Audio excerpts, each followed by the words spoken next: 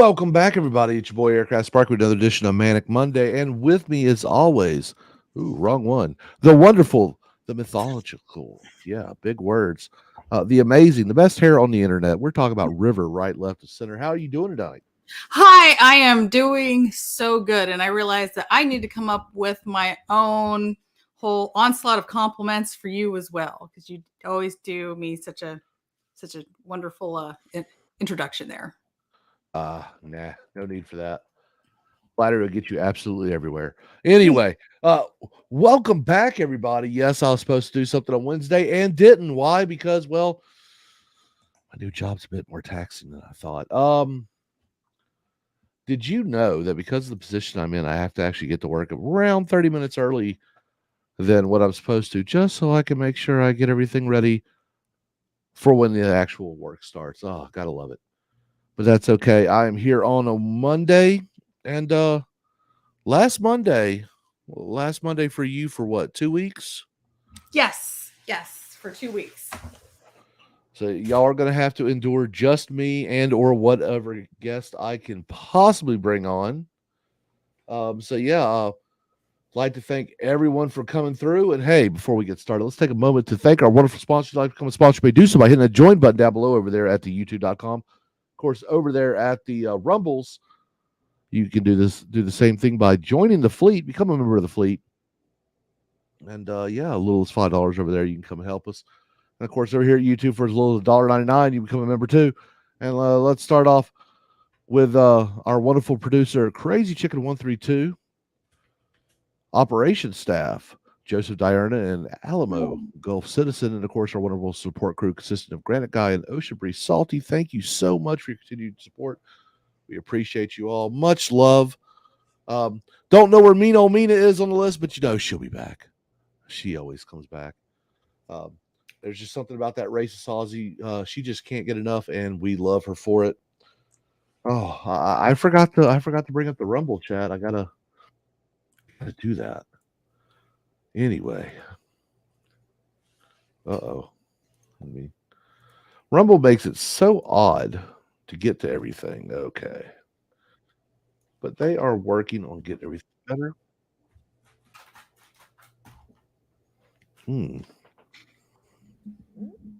ASMR Sparky. Not a good thing. Okay. Let me get my spot, figure out where we are. Britton Mackerwell, 25 pounds. Oh my goodness. Mac's getting big. She's doing some office work for me, but she's the new tribe treasurer. That's awesome. Oh, I'm sorry to hear about the ulcer, Dave. Hope everything gets better. But we got a lot of stuff to talk about tonight, and let's start off with culture. Two main movies have come out over the weekend. One of them, the Barbie movie, and the other one is the Oppenheimer movie. Now, both of these movies have brought on different discussions, depending on what side of the spectrum you're on. And unfortunately, I had to go watch the Barbie movie because my wife loved Barbie growing up. And so she asked me if I would attend, and I said, sure. Because happy wife, happy life. And I'm sorry, Ben Shapiro. Methinks you look too deep into it. Is it full of feminist garbage? Yes. Is it the woke bullshit? Well, yes and no. But I think Ben Shapiro is looking at it through too much of a political lens and not looking at it at the basal means of doing it. Do you remember when you were just a little river playing with all your little river friends? Yes. Were you one of those girls rule, boys drool type girls? Of course. Okay, so if you happen to go see this movie, ladies, you might enjoy it. Guys, you're not going to. There's a review. But this was written with the little girl mindset in mind. Okay, it starts off talking about the history of dolls with children. And did you know that most little girls, well, almost every little girl growing up throughout time before Barbie, had baby dolls? Hell, you probably had baby dolls. And it Sure did. turns out when Barbie first came out, it started a revolution in the toy industry where little girls no longer wanted to play with baby dolls because they didn't want to practice being a mommy. They wanted to be fabulous and kicking ass and doing whatever girl boss job they do or whatever. And that is how this movie is written. Is it woke? It is a little bit woke. It's a lot bit woke. It's a lot of feminism. Uh does Barbie go on the rag at all? She's made of plastic and she has no vajayjay until she becomes a real woman. But when you watch it, it's if you go in there with the idea of it is some political bullshit, you're gonna find it. But if you go with it in the mindset, open minded, and go, even though this is a PG-13 rated movie, this is something that is supposed to target girls and harken back to when they were more of a child. Okay. I remember when I was a boy, I was a little boy, and I was like, you know what? Girls are kind of oogie, you know? And then I remember when girls weren't so oogie. But yeah, this is really stuck in the boys are nasty type deal. Ken is completely stupid. All the Kens. And I think there's another guy who wasn't a Ken. His name was like Andy or something. I don't know. But the one thing that stereotypical Ken was good at was beach. And they played on that. Now there is a kind of a masturbatory joke where the Kens start arguing amongst themselves for the attention of the Barbie, and they want to talk about how they're going to have a beach off. And one guy is like, "Well, if you're going to beach him off, you better beach me off too." And the other guy's like, "I will beach you both off at the same time. I'm the best at beaching off, whatever the hell that means." And the men are just buffoons through the majority of the movie until the main character, she starts to admit things that she has irrepressible thoughts of death. That's not supposed to happen in Barbie world. So of course they have to go and talk to the soothsayer, which is the weird Barbie. Have you ever played with a Barbie doll too hard?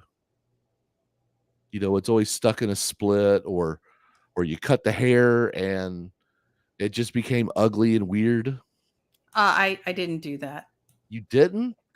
No, You but were I like, know what you're talking about. I also yeah, I didn't have well, my brothers weren't, they're much younger, so they weren't able to destroy my Barbies either.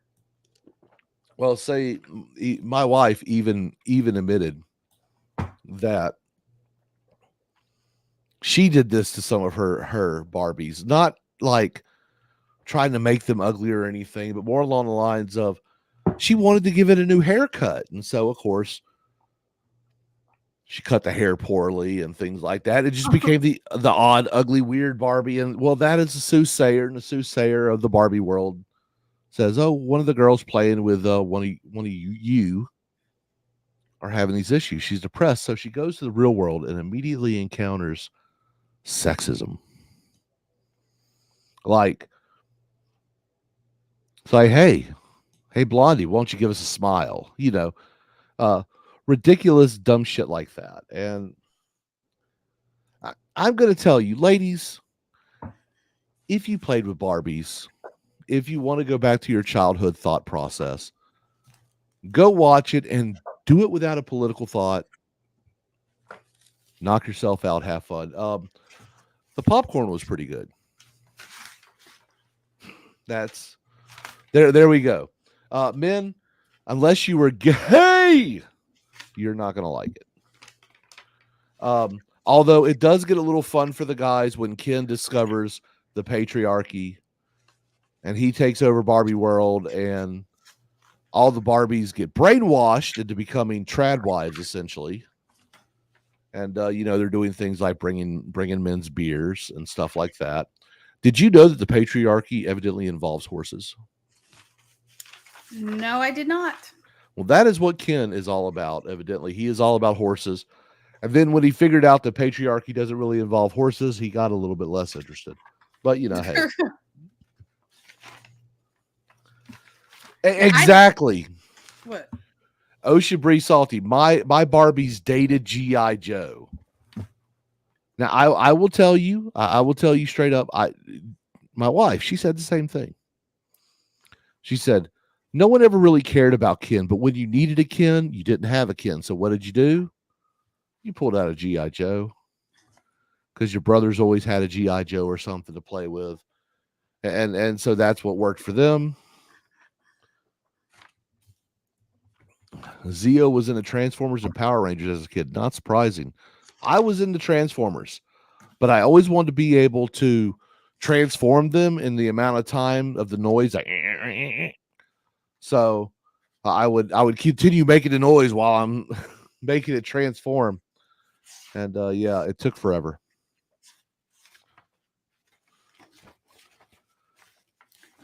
Yeah, I didn't see the movie, so it's hard for me to give like good criticism on it.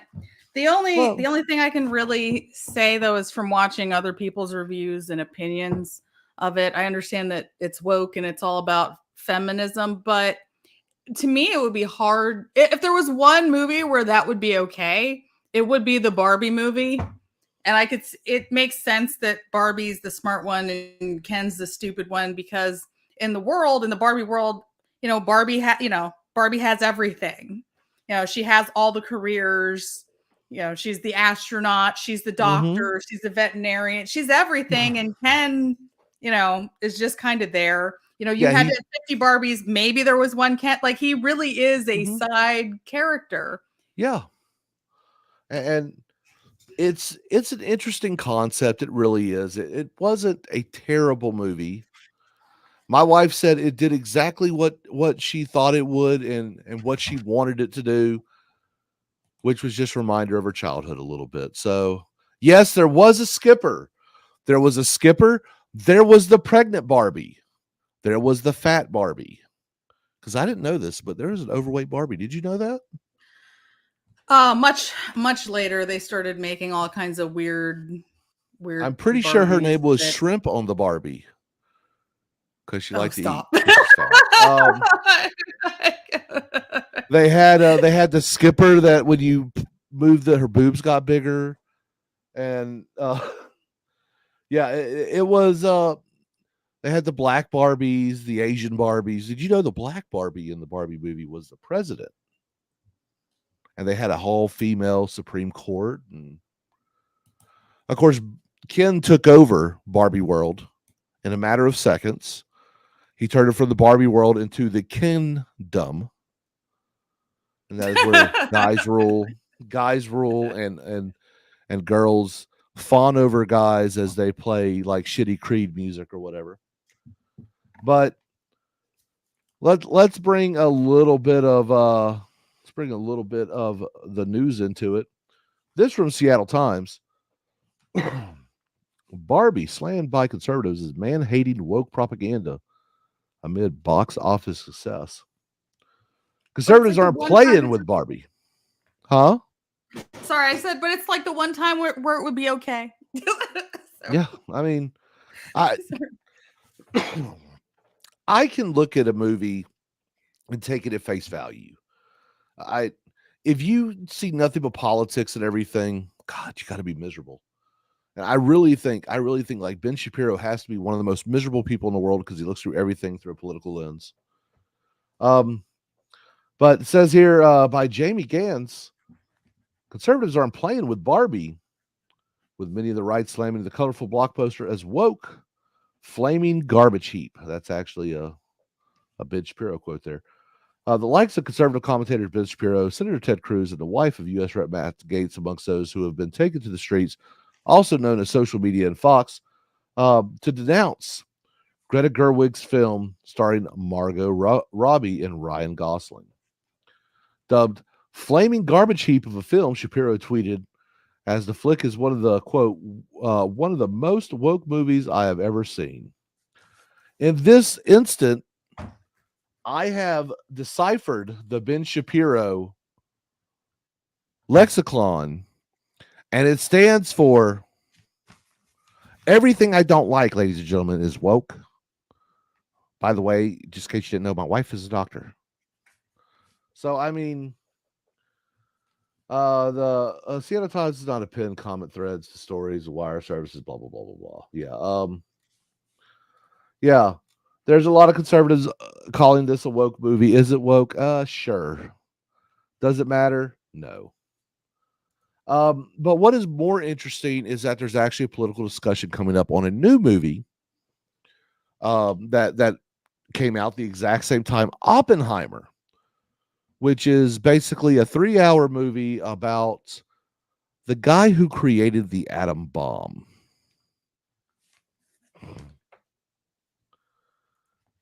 And of course, Crazy Chicken says, and my sister Shapiro is hot. She is. And she's a trad wife, and she talks about all the good stuff about being a conservative woman. Yeah, Abby Shapiro, you should check her out. Although it is disturbing because she does resemble Ben just a little bit. Huh. And that is not good on a female frame.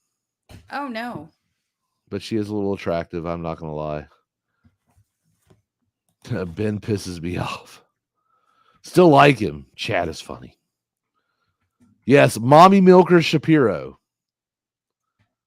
What's up, TZ? How you doing, brother? So yes, this has sparked a conversation that has happened a couple times through my lifetime. I'm sure through your lifetime as well. Was it ethical to bomb Japan? Should we have dropped the sun on them sons of bitches twice? And if you ask me, I say yes, most definitely. In fact, you know what? If I could turn back time, if I could find a way, I would drop more bombs on Japan. Just because it's not a war crime the first time. Well, if we bombed them more than twice, it would have been just a little more nice. Of course, if you don't know, we were the first people to drop the atomic bomb. We're actually the only people to drop a nuclear warhead in combat. And we did it against Japan with the idea that invading the Japanese mainland would cause way too many casualties on the American side to be acceptable. They were saying possibly over 1 billion American casualties, and Lord only knows how many people. Good. I'm glad. Thank you so much, TZ. Make sure to go over there and hit that Rumble button. We have 5 people over there watching. Good to see y'all over there at Rumble. But yes, the left is saying that we shouldn't have bombed them. And I can understand this point of view. Look, I lived over in Japan for multiple years. Not just the left. Got to know. Yeah, there's probably some right people that say it shouldn't have either. But when it comes to the reality of war, an invading force can expect to lose 3 times as many soldiers as a defending force. It's not really a bad idea. It saved a lot of American lives. Of course, some will argue, well, it's killed over 100,000 Japanese, over 200, possibly 250,000. And so, but the movie is not about bombing Japan as much as it's about the inventor of the bomb. This from Vox.com. The dark and often misunderstood nuclear history behind Oppenheimer explained by an expert. The atomic bombing of Hiroshima and Nagasaki still had the power to shock. In an instant, U.S. killed more than 100,000 people. But even if the director, Christopher Nolan, fictionalized some of the story, Oppenheimer, his biopic, and the scientists behind the Manhattan Project, film may have sparked new conversation about a history many of us studied in high school. but that it often fails to resonate as it should. The reality is that 78 years after the first atomic bomb was tested at Trinity Site in New Mexico, we are living in a dangerous nuclear moment. Russian President Vladimir Putin, old Pooty Poo as I like to call him, has threatened to use tactical nuclear weapons over war in Ukraine. China has expanded its once small nuclear arsenal, even as it has declined to engage in arms control treaties with the U.S., which itself has spent over $750 billion over the next decade revamping its nuclear weapons. Countries in the Middle East, like Saudi Arabia, are vying to create civilian nuclear program, partially in response to Iran's effort to developing nuclear technology. Nuclear technology is the best technology for when it comes to powering people through electricity. Can Oppenheimer remind her of these dangers push us to think critically about how the Manhattan Project has led to this reality? I put that question to Alex Weinstein, a historian at Stevens Institute's Technology in New Jersey and the author of Restricted Data, The History of Nuclear Secrecy in the United States. Wellerstein told me that Oppenheimer accurately portrays its subject's personal complexity, unlike previous historical films about him. But the movie also falls into a trap of outdated scholarship of how it dramatizes President Harry Truman's ultimate decision to use Oppenheimer's creation in Japan. One question is that Wellington offers asked students, what are the conditions that you think would be acceptable for the United States to deliberately burn 100,000 civilians alive? It's a really ugly question. Like, what really gets you into really dark territory, but I like using because it pushes you for the familiar justification, even though it's actually the same question. So this is an interesting conversation to have. So I have a feeling, River, you're not for you were not for the bombing of Japan. You are correct. Yeah, I'm Okay. gonna disagree with you on the bombing of Japan. And that's basically based on it was not necessary at all. Why? Japan had already lost the war. Really, all they needed to do was guarantee that Emperor Hirohito could remain on his throne. We could have, we could have had peace. They could have surrendered. I look more at the Soviets, like when they invaded the Japanese controlled Manchuria or Japanese controlled Manchuria.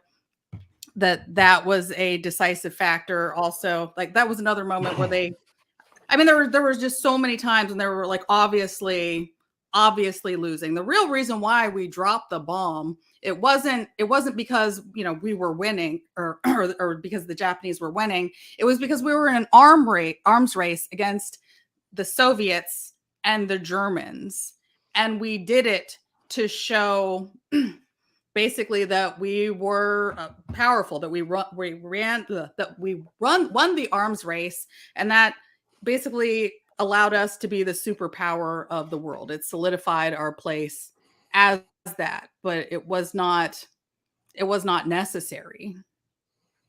I mean, so it was kind of a throwing the dong and throwing it on the table type of moment where we were kind of announcing, hey, we won the arms race, but we didn't yeah. have to kill a bunch of innocent civilians in order to do that. We could have See, just now let them that's the surrender. problem I don't like, the innocent civilians. So the framing of that is a bit ingenuous. So Hiroshima and Nagasaki both were military industrial cities. The vast majority of civilians, adult civilians who lived there, worked in those plants, helped building equipment for the Japanese war machine. Under articles of war, the targeting of any civilian factory engaging in the manufacturing of equipment for an enemy's war readiness is a legitimate target.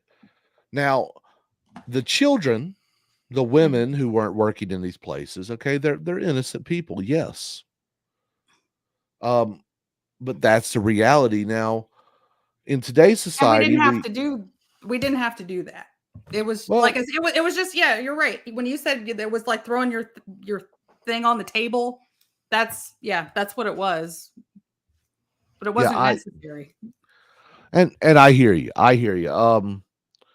There is a tough decision that has to come with this. Was it a bit of peacocking? Sure. I'll even admit that. I'm okay with that. Sometimes you got to peacock. Sometimes you got to show the world, if you mess with us, we're going to remind you why you don't do that. Um, but what I really look at is the fact that there was a discussion about if we were to invade the Japanese mainland, that over 1 million American lives could have been lost in the process.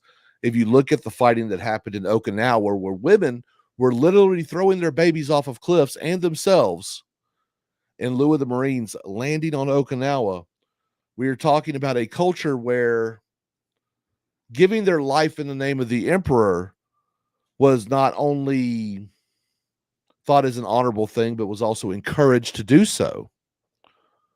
Um, and the fact that the main sticking point was is they wanted to allow their emperor to remain in control. Ultimately, after we dropped 2 nuclear bombs and started dropping leaflets on Tokyo, and this is something I don't know if you knew about, River. Days before we dropped the bomb on Hiroshima and then Nagasaki, we dropped leaflets explaining we are going to drop the sun on your head. And if this is your chance to leave. It's going to happen. We did it in Hiroshima. We did it for 2 days. We dropped leaflets for 2 days. On the third day, we dropped the bomb. 2 days later, we were dropping the bomb on Nagasaki. Each time we dropped leaflets. The Supreme War Council of Japan had meetings. They were like, no, we're not going to surrender. We'll never surrender. And then we started dropping leaflets on Tokyo. And they went, oh. And immediately they surrendered. Now, we didn't require the death of the emperor. What we required is that he lost all forms of power whatsoever. He had no control over the government and things like that. And that was the closest to an unconditional surrender we could get the Japanese to do. They did and you're right, we didn't hit Tokyo or Kyoto, but we were threatening Tokyo. Um was it ethical? So, is it better to drop bombs that are overpowered admittedly, on a group of people that were doing horrible things in Manchuria, China? I mean, they weren't putting people in gas chambers and gassing them. They weren't cooking people in ovens, but they were brutally torturing and raping people, all kinds of things, all the atrocities. The Japanese were not to be messed with. In fact, the way they treated their POWs was brutal beyond comparison. The fact that 100,000 people died, if they died in the name of saving 1 million American soldiers, is that a just attack? I would say yes. River would say no, and that's okay. Well, Nothing wrong with the difference of opinion. I think that maybe we're not taught like I think that maybe we're arguing two different points. Well, It's not. I don't think. I mean, maybe I don't think I'm necessarily arguing the morality over whether or not you should drop a bomb like that on a country to save American lives. Versus, I'm saying that I don't think it was necessary. and That's a different argument that I'm making. so I guess. and no, I get that. I get that. So when you say it wasn't necessary, you're actually referring to the fact that the Japanese war machine was almost broken. Yeah, they were. They Yeah, were it running was out of. right, So and we might what not would have be had. so Okay, let me ask you, what is a viable alternative? what is a viable alternative versus Hmm. dropping the bomb? What would have been a viable alternative? Um, negotiations. They were not negotiating. In fact, they did not negotiate. They refused to come to the table until we dropped the second bomb and then started dropping leaflets on Tokyo. Well, we could have also see. I'm not sure that I 100% agree on that. I think that we have a lot of. I don't want to say. Well, here's the thing. It's one of these things where history is written by the winners, and so there are going to be tons of people who are writing that. Yeah, we had no choice. Like we had to do this because you want to make America look good because this was something that was unprecedented. It was, just like a real horror. I mean, and at the time when it happened, there was tons of support. Like the Americans support, everyone was supportive of it. And then I think as the pictures and stuff came out, people started to lose support, when they saw the true horrors of what had happened. It was So horrible what I'm happened. hmm? It was horrible what happened. War is horrible. So Dave Cranick points out the divine win mentality would disagree. Emperor Hirohito told his men, on the day we dropped the pamphlets to fight to the last man. And he did. And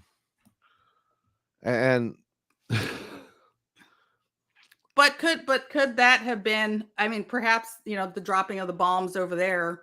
I mean, maybe that. I mean, I could see how that might make him feel like no, he didn't want to negotiate. well, he did want to negotiate until it was his hide on the line. We showed that we would graciously tan everyone's hide. And when we put it in his court and said, you're next, he went, okay. And so I look at it like this. There were alternatives.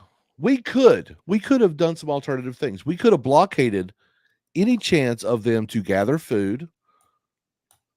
So Japanese relied heavily on imports for food and wood and things like that.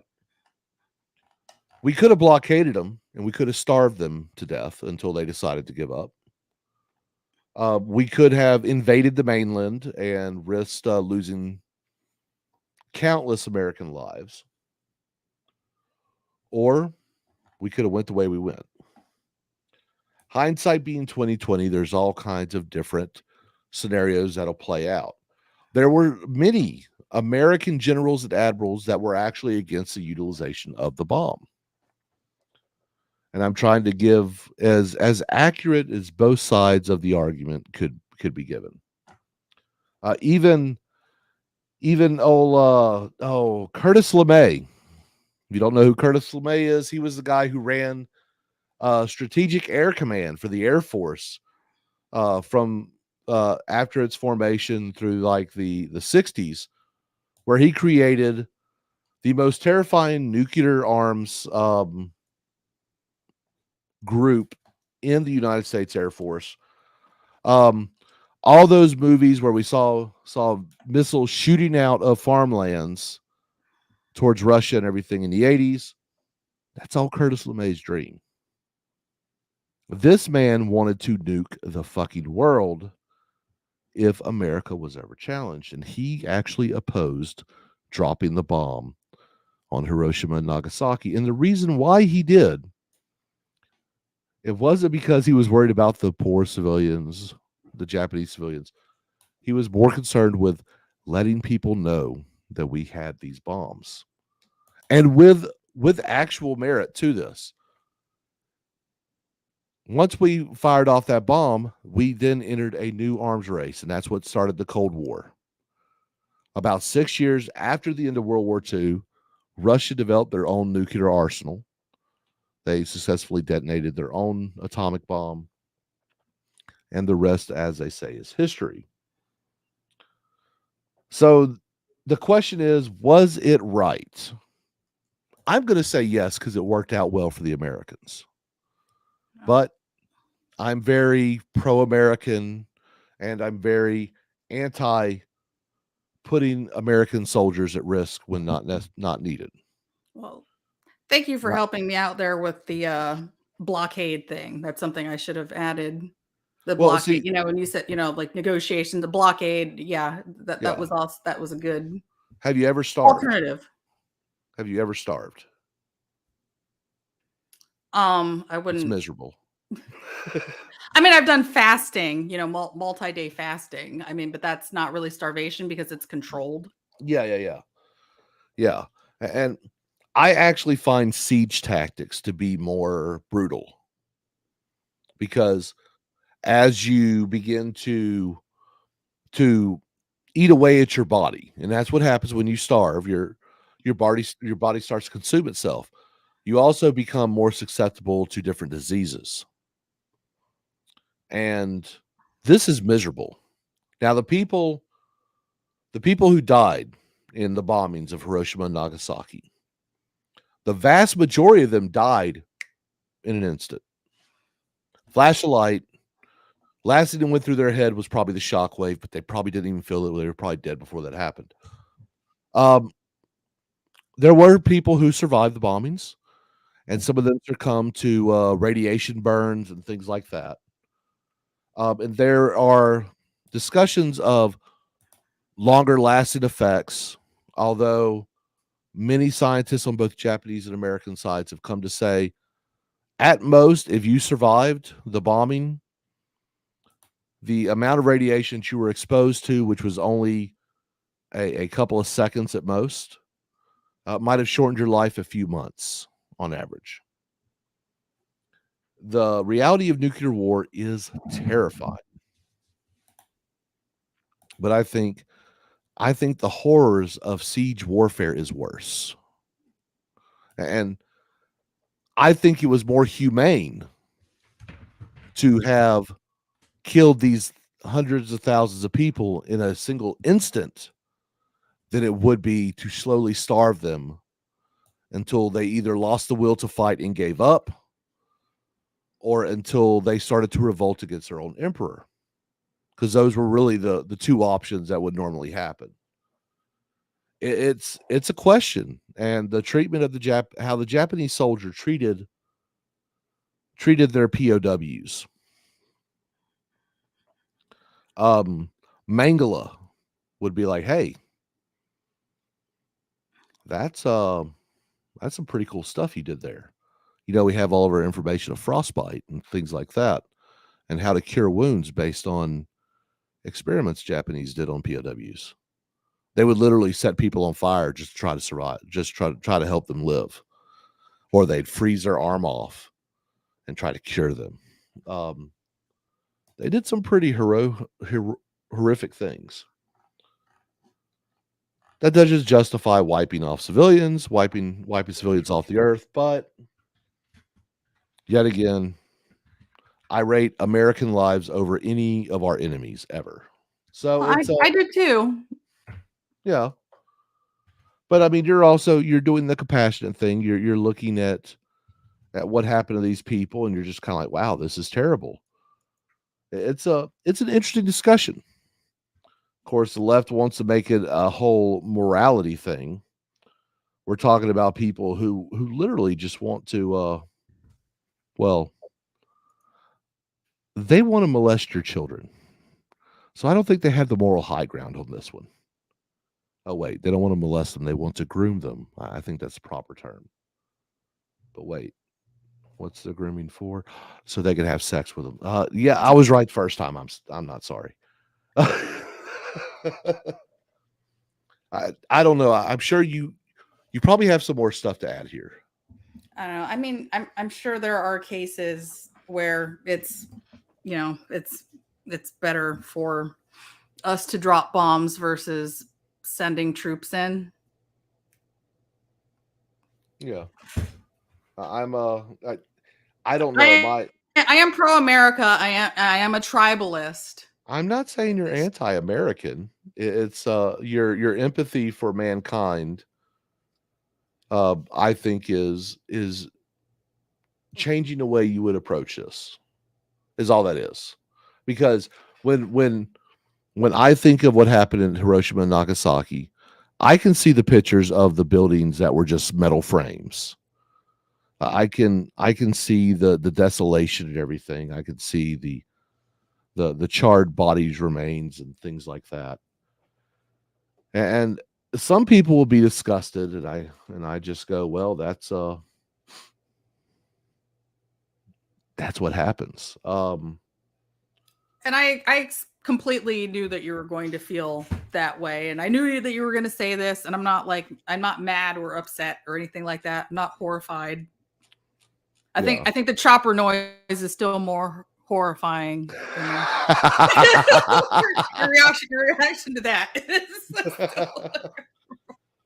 Yeah, I am a little blunt when it comes to things like that, but I don't think it was an immoral decision. I think honestly, in this case, I think it was a more expedient end. The idea was to end the war. I mean, at this point, America has been in war for I think 4 or 5 years, and it was time to end it, end the suffering, because not only were the Japanese suffering, but Americans were suffering as well. We had a great recession, supplies were low, men were being forced to fighting. And look, a lot of Americans volunteered their services, but there was still many people who were drafted. And my guy, Chicken, God bless him. Oh, come on, Chicken guys. says he needs Mo Choppa noises. We aim to please here. This was for you, Chicken. Fucking commies.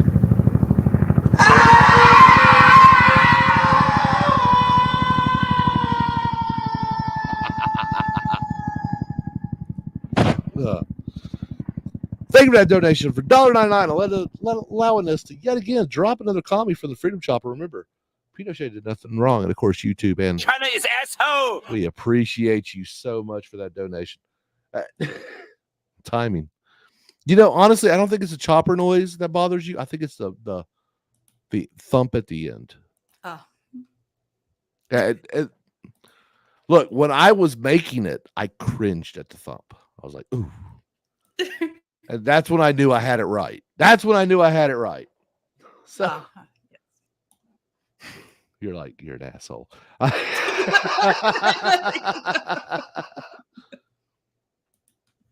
It's okay. It's an uncomfortable thing to discuss, though, isn't it? Death of hundreds of thousands of people in an instant. Ooh.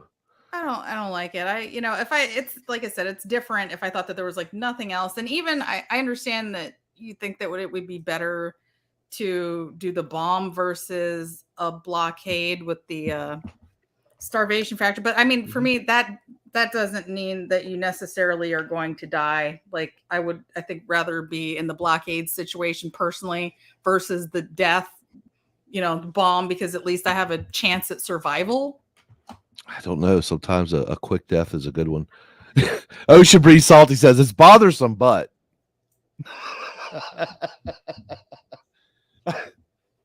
it's a tough one. Oh my God.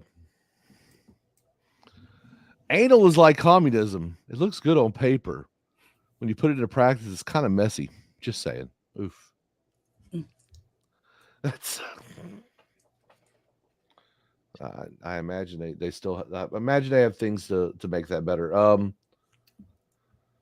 Let's see. Don't still know how you managed to get that audio from Team 6 when they tossed Bin Laden out the side door. We know people, Dave. You know how it goes, man. Oh, let's get away from the macabre. Yeah, we got to agree to disagree. And let's get on to the silly, not so serious. But I think you won that one. Do you? I mean, yeah, hey, yeah. I'm gonna give it to you. I think you put together a better argument than me. Fair. I mean, everyone's entitled to their opinion. Yeah. Elon Musk is a wascally wabbit, and he has done something as innocuous as changed the name of Twitter to X. We have contacted Malcolm X's family. They are not amused, and they want their royalties. What was it? You were stating The Latinxes, we need to find out what they think. The X-Men, and of course the estate of DMX. I hear he's going to give it to you, but the internet is abuzz with an app formerly known as Twitter announced a name change over the weekend. X.com now redirects to Twitter.com, although social media platform still invites users to tweet. Rebrand is another step in the ongoing transformation of Twitter, an online watering hole for hyper-connected people that aspires to become an app that can do everything, according to CEO Linda Yaccarino, however the hell you say her name. X is the future state of unlimited interactivity, centered in audio, video, messaging, payments, and banking, creating a global marketplace for ideas, goods, services, and opportunities. She said on the platform powered by AI. X will connect us all in ways we're just beginning to imagine. Here's what the shift means for X as Elon seeks to reinvent Twitter that he bought in 2022. What will the app do now? Musk has been vocal about his goal, turning Twitter to a so-called super app, something akin to China's WeChat. For now, there's no American equivalent, but industry experts imagine an app that encompasses basically everything a person wants to do online. Consumers of the app could do a lot of different things on the platform, whether it's listen to a podcast, shop, watch videos, and so forth. And it's a good idea, but there's something that actually scares me. Mm-hmm. The fact that they're going to be using AI, that means they're not going to have enough people. That means moderation, which has already been sketchy on the Twitter, has a history of poor moderation. Imagine a bunch of poor moderators programming an AI, teaching an AI to moderate, and it gets politically driven.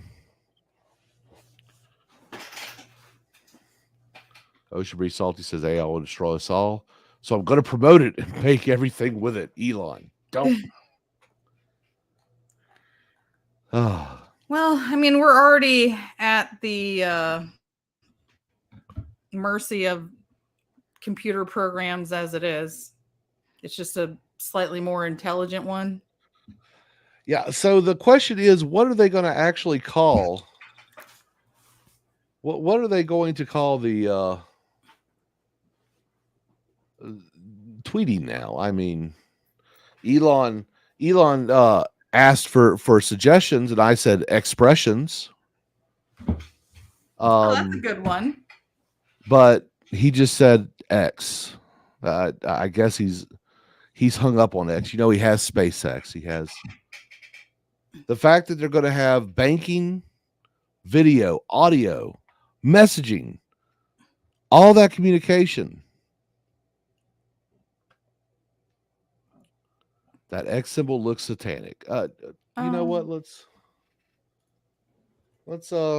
me pull that up just so everyone knows what the symbol is. Now I know the Threads one definitely is because it's 3 6s. Oh, really? Yeah, it's 666. It's not. It's like not even subtle. I I haven't even looked at Thread. I haven't even looked at Thread. So here we go. Let's bring this up. So here is the original Twitter symbol, and here is the new X, an Art Deco design. I'm not. It looks good on the side of the building,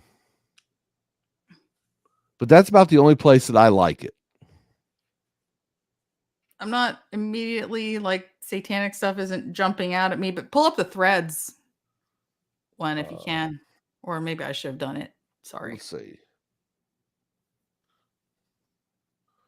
Threads logo. Hold on.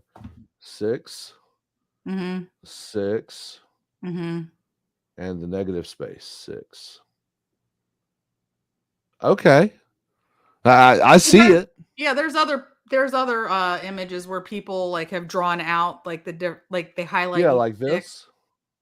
Is that one? It's hard. Yeah, the 6, 6. Yeah, Yeah. yeah. No, I can see it. I just didn't think about it. I don't know. I'm not a It's the Illuminati, man. could be You always got to be on the lookout for them. bad vibes. OBS says I don't like it. It's menacing. TZ says 666. Yep. A worse version of Reddit. That's a bold statement, Zio. Because I mean, most people go on Reddit for really low tier memes or boobies.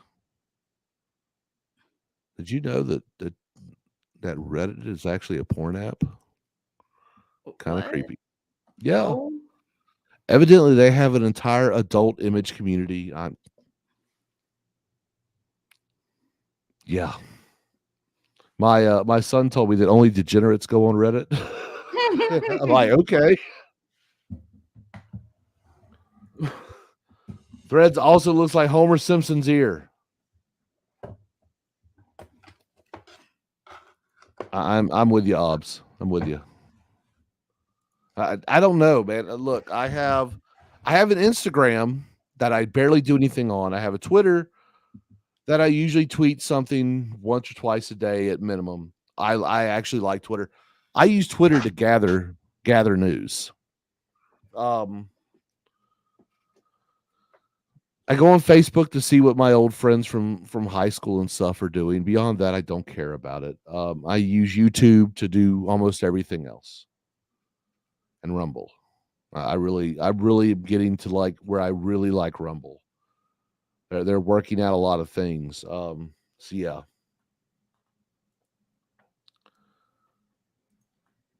you didn't even Facebook. Come on. Now I do have a Getter and a Gab.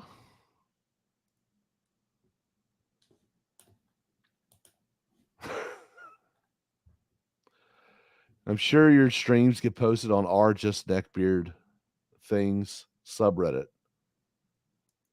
Okay, cool. Well, Odyssey chat for Salty. I signed up for Rumble. If Odyssey goes down for Salty, I ain't signing up for no more shit. I gotcha. Well, I hope Ocean Breeds. I hope you're on Rumble for me as well. I'm no salty cracker, but 13 watches, 6 like, hit that love button. Let's go.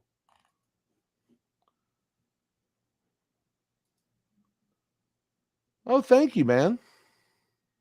Awesome. Yeah, I Rumble has a lot of opportunity. I don't know when they pay out, but not saying anything. I had a MySpace. I did too. That's where I met Alfonso Rachel. That's how I met Alfonso Rachel, was MySpace. Do you Are you familiar with Alfonso? No. Oh man.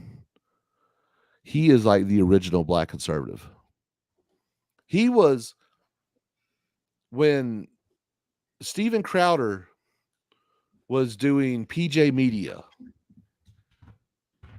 It was Alfonso Rachel that brought on Steven Crowder. So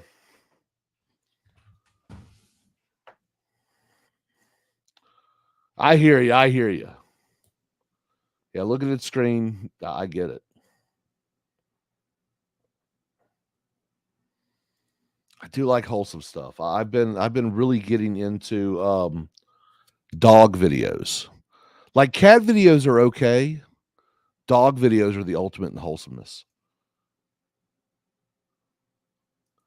Wow. Caught your first wife cheating through MySpace. That's what I said to myself. I'll never use social media. Hey, Dave, you're on social media right now. Oh. Oh, no. But it's YouTube.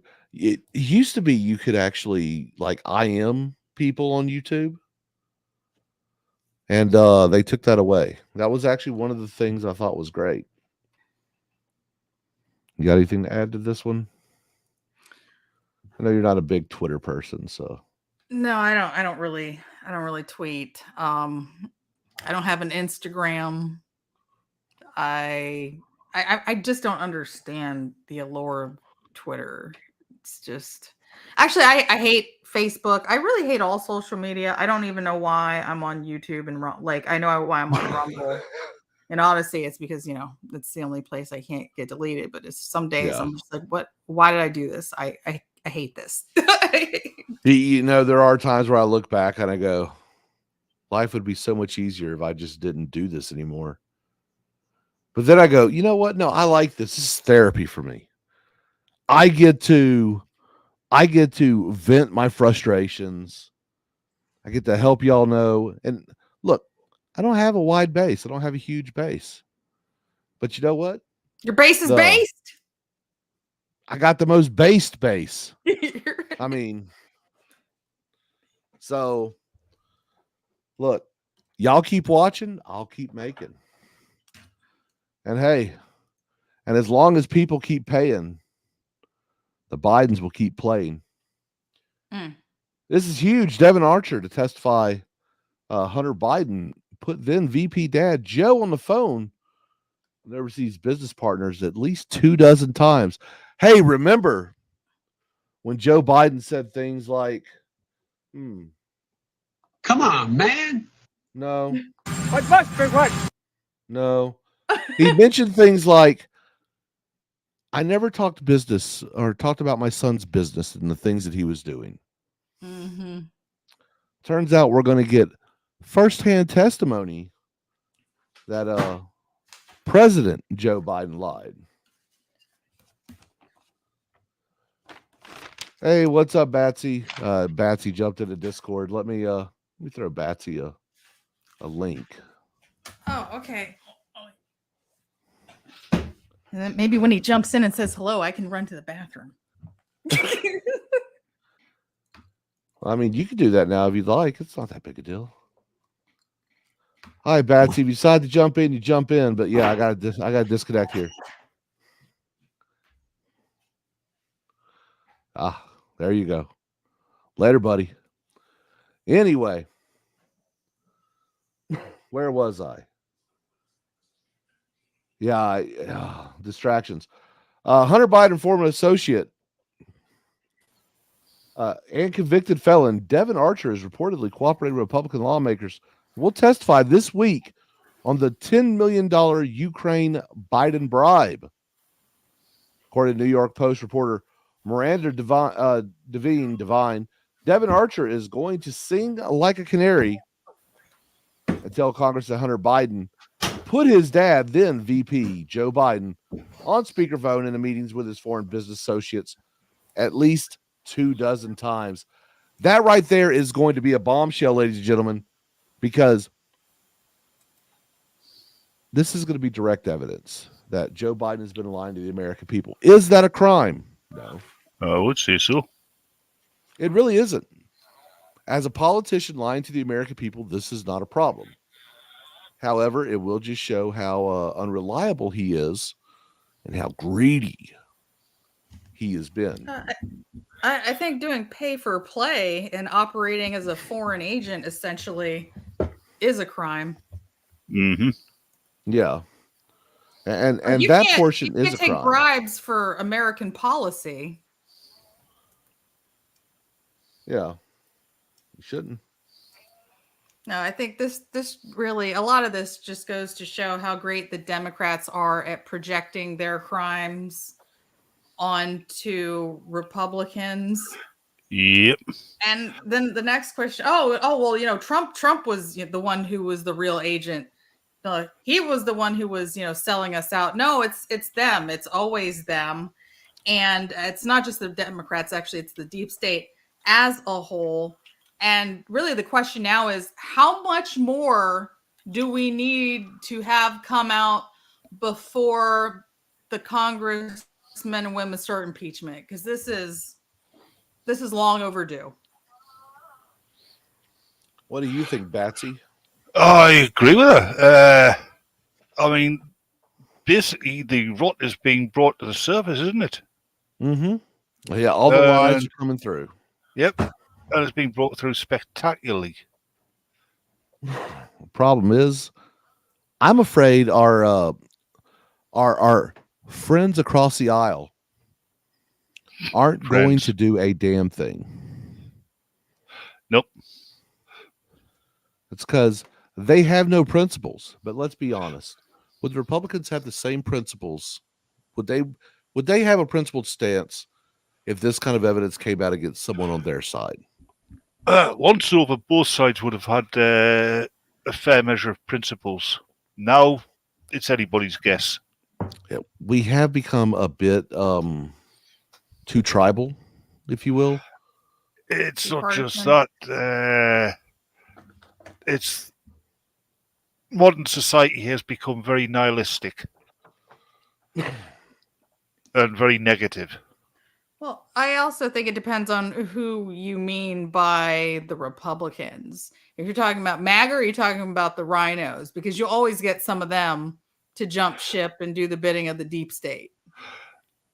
Yeah. We're just holding them, on our side, just like barely. Well, look, they're rhinos, they're Republicans in name only, and I'm not really a big Republican guy. I'm a conservative. There's a big difference. I Mhm. know what you mean. But Yeah. what's really scary about all this is the fact that you're right, River. Okay, so they're the rhinos, as we like to call them. They're establishment shills. That's really all it boils down to. Yeah, they're flavor of the month politicians. Well, and whatever helps keep them in power is all they really care about at all. Yep. And that's really what it boils down to. And that is a problem. It was once upon a time considered to be an inconvenience to be a representative, a member of the government. It really was. People felt compelled to do it, a part of their service to the country. But these days, it's become a career. And Yeah, through that career, you can enrich yourself. That's the problem we're getting on both sides of the ocean. We're getting people they're going straight from university into politics. They don't have any life experience, and to my mind, that makes them unfit for the job of governance. Yeah. Because to be able to run a country, you've got to know what life is about. Definitely. And I wish that more people would actually.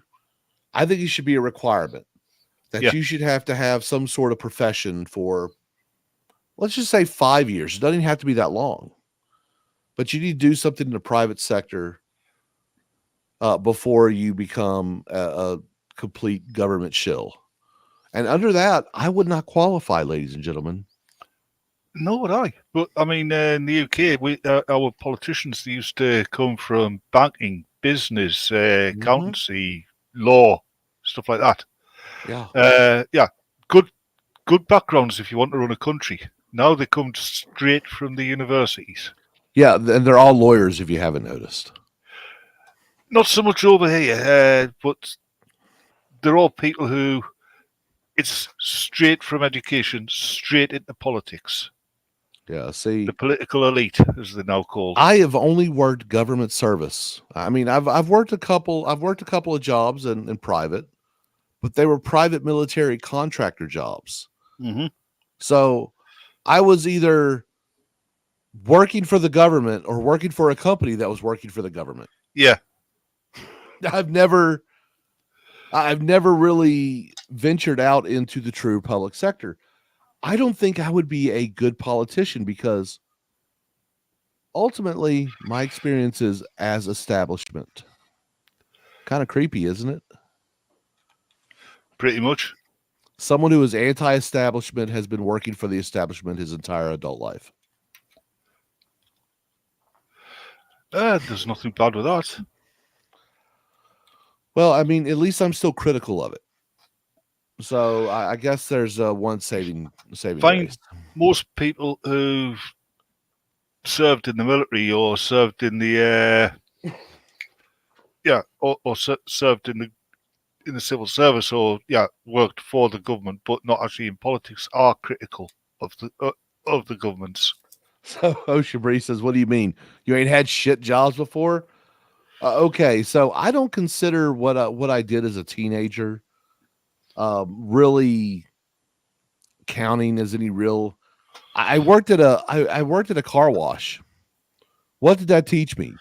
I just got this horrible image there of you know that bit with the Simpsons met the Family Guy and Homer and yeah, Peter are yeah. doing yeah, that would be that's you, isn't it?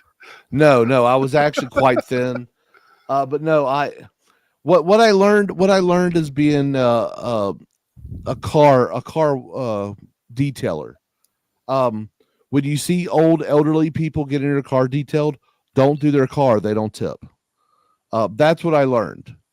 In fact, usually the poorer the person looked, the more they tended to tip because they understood the type of work you were doing and they Yeah. appreciated it more. I worked as a valet at a casino. And what I learned there is document everything you see when you pick up someone else's car because they going to try to sue you and claim that you did damage that was already existing. And that's a lot easier to do these days. And document everything. yeah, I did commercial fishing. It's hard ass work. Mm-hmm. But really what I learned there is if you work hard enough, you can make money just enough to live. That's really all it was. I mean, it was a struggle. Yeah. And River's glaring at me for some reason. I don't know what I've done.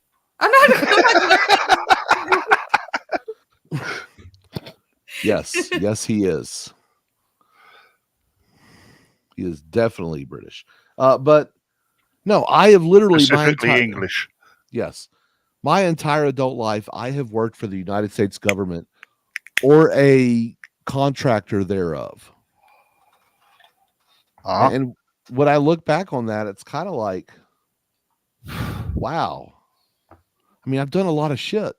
But even when I was a teacher, I wasn't working for the federal government. I wasn't working for the state government, but I was working for the city. I was working for the city school district. Were you living just enough, just enough for the city? Yeah. So, I mean, community and government service has been my life. I love this country. I just hate who runs it. So, got anything on that, River? I don't think I have too much more to add to that. I think you just about covered it there, Sparky. I'm proud of you. We know you're a shill. You just noticed? Mm-hmm. No, it's just a reflection on my career. Yeah. I've done a lot of cool stuff, but when it comes to private work, I just haven't really done much of it. So, have you touched on Project Climate Fair yet? No, but we are going to talk about something that is ailing the world. Maybe you have dealt with this before. Are you ready? Are you ready for this?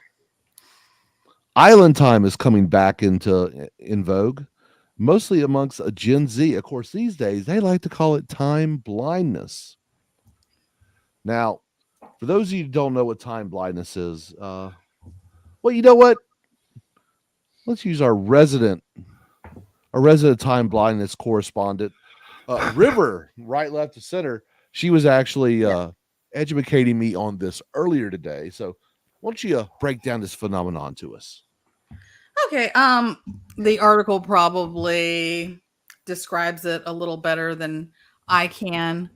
But somebody who, okay, so I have like you can call it ADD, you can call it ADHD, but time blindness is often a component of that. But it might be better if I did see a USA Today article. Okay, here it is.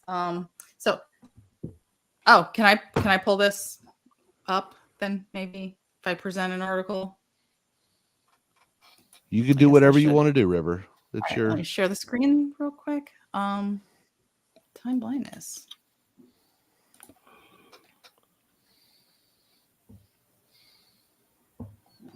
Okay.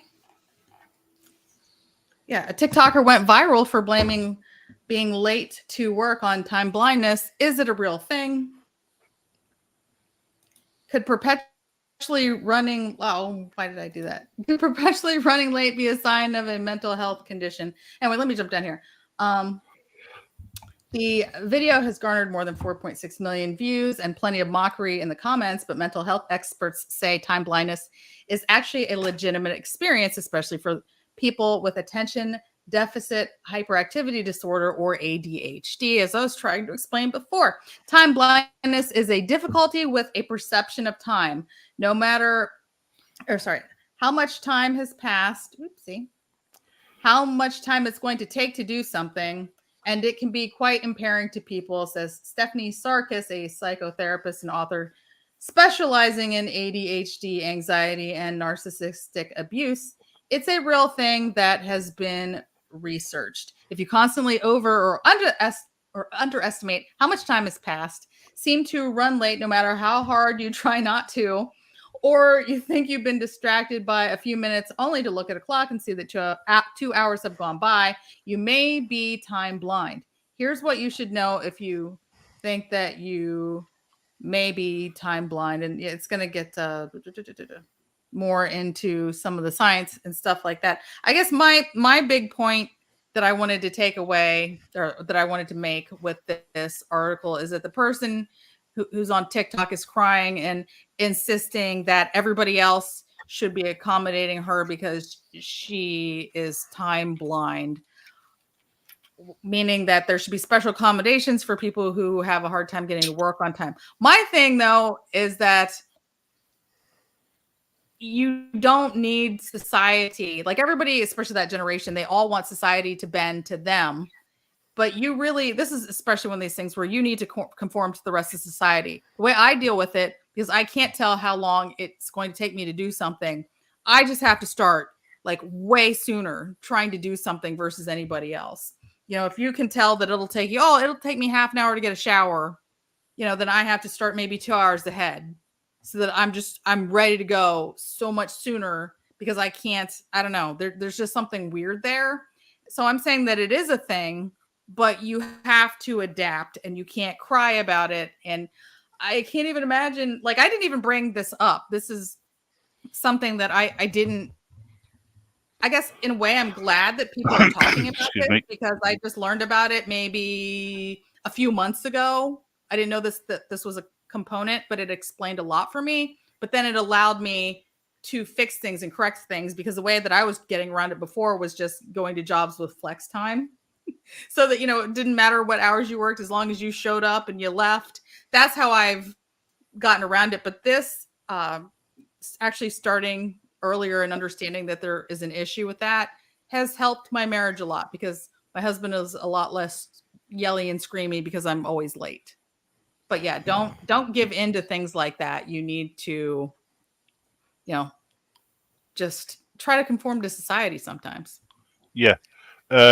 Even from what I understand, even the problems you get with behavioural problems like ADHD and stuff, they can be managed, and you can learn to overcome them. But while I can accept that this time blindness is real, I suspect that a hell of a lot of people who are claiming they've got it are just saying it to get out of the fact that they're lazy. I'm not saying you are, but other people. I mean, it's an open door excuse to use, isn't it? Well, and so my take on this was, have you ever heard of island time before? Oh, and while I'm thinking about it, CP time. Mina, Mina, thank you so much for renewing your membership, and just for that. Oh no! Gotta toss it.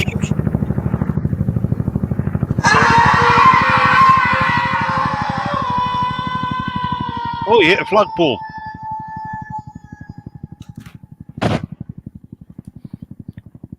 Thank you for becoming a member again. Resubscribe. We appreciate you so much, Mina, allowing us to toss you to get another comment out of Freedom Cop. Remember, Pinochet did nothing wrong. Of course, YouTube and China is asshole. Thank you. I'm glad I can't see that from here. Well, The guy being tossed and landing. yeah, he hit a flagpole on the way down.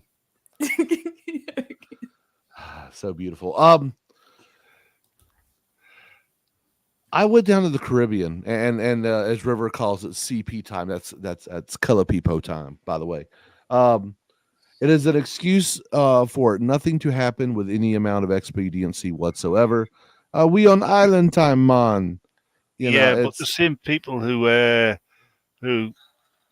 saying that if they move to somewhere like the UK or the United States, they usually turn up to work early. yeah, and most of these people, it is a lifestyle when you're on the island. Yeah. Everything tends to be a bit more laid back. However, when you get into the regular world, the rest of the world, those who stay on island time doesn't usually survive very well. It's like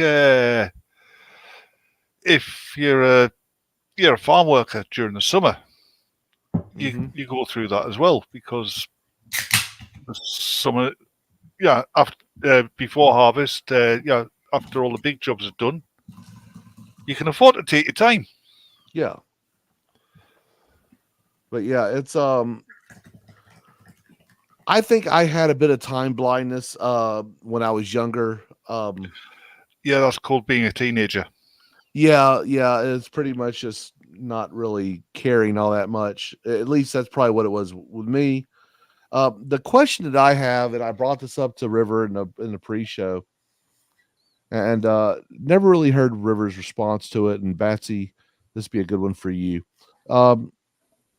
If this was to be considered a medical condition, there's the opportunity of this to become a disability issue as well. And so, should time blindness be accepted as a medical condition? No. And if so, should it be allowed to become a disability? No, because you can learn to overcome it. Okay, River? You can't overcome a disability. You can't learn to overcome a disability. You can learn to cope with a disability, but not overcome it. That's fair. That's a good way to put it. River? Well, I mean, I don't know. Does ADHD count as a disability? I think some people count it. Like I've never considered it to. I've never heard of it being counted.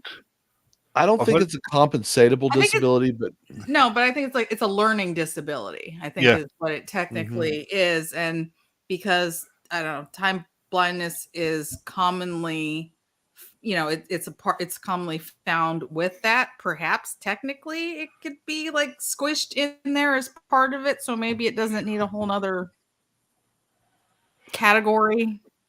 Maybe. I mean, I've known people who grew up with who later on, discovered that during their formative years they had ADHD, but it wasn't recognised known about in the 60s and 70s, so they had to learn how to overcome it. And generally they did. So stuff like that can be overcome and basically conquered. Well, that's one of those things. Some people, they grow out of it, but not everybody doesn't necessarily grow out of it. And there are ways to hide it and mask it, but it's not something that I can grow out of. Even if you saw me reading over here and me missing words, like when I read, my brain is not in sync with my eyes, and I skip words, and I go back, and it's especially like small words like a, than, e, like they're not even there. So sometimes I have to slow down. Like right now, I'm trying to slow down like my thoughts and my brain and everything to get everything in sync. But I don't complain about it, but sometimes I feel like I need to explain, that's why when I read out loud, and especially something I didn't pre-read, it's not in sync. Yeah, I'm somewhat like that. I read slowly, and sometimes I have to really think about what I'm going to say, because otherwise, you've heard me when 3 words come out at the same time. But I don't consider myself to have ADHD or anything like that.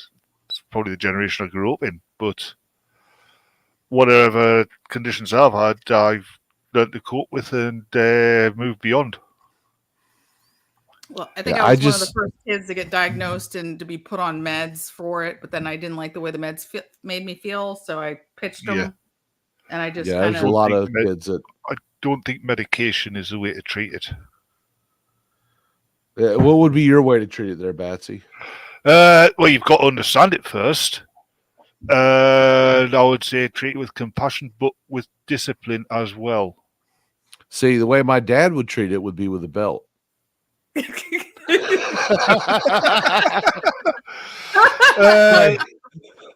Like, oh, my you my gonna pay dad- attention. You gonna my learn dad- today. My dad probably would, unless he come to the realization that there was something else going on there. Then he'd find another way.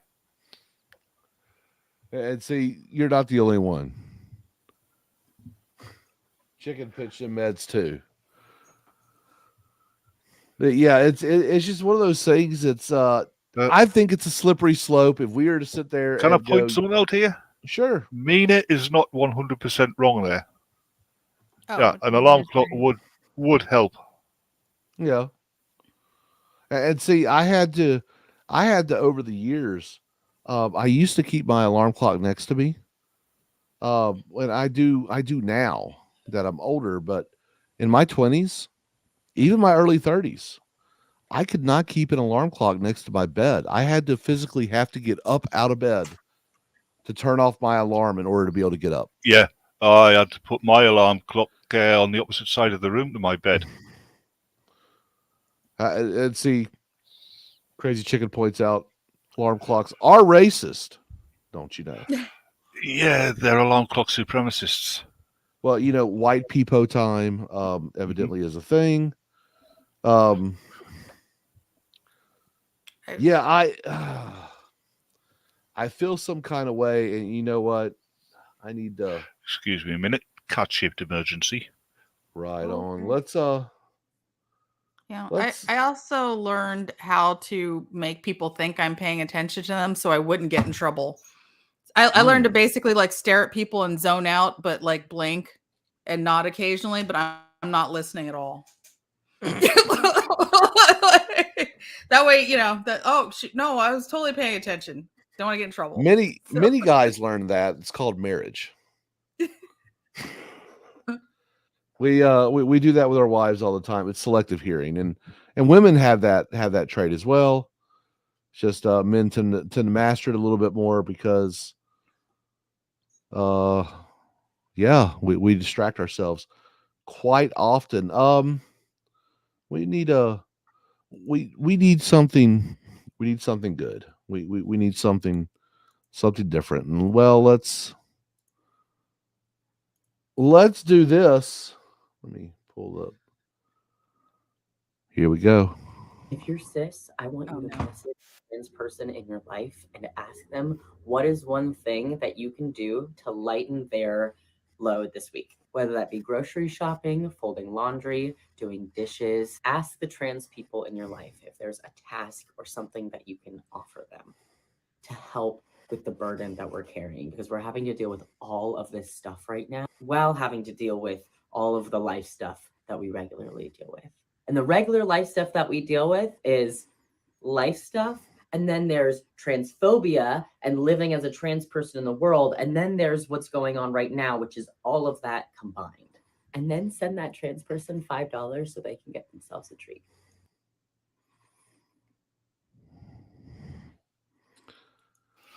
Oh, God, not her. It. Yeah, if she wants my money and my help,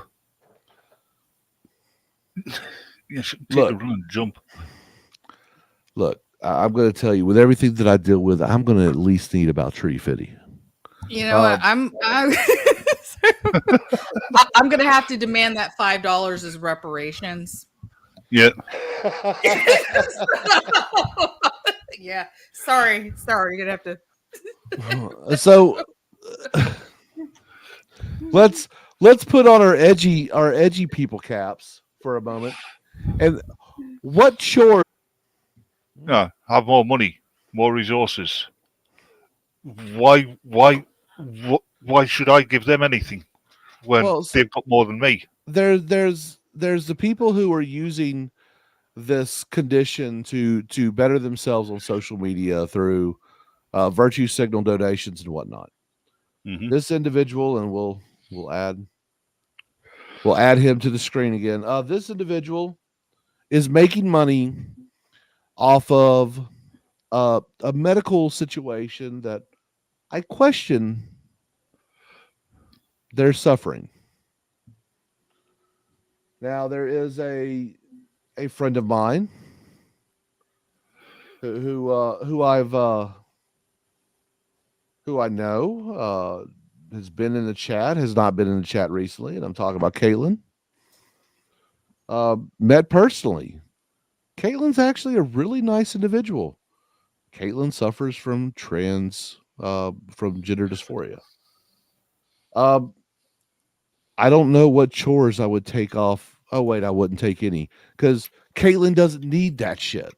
Caitlin lives Caitlin's life, handles her own problems.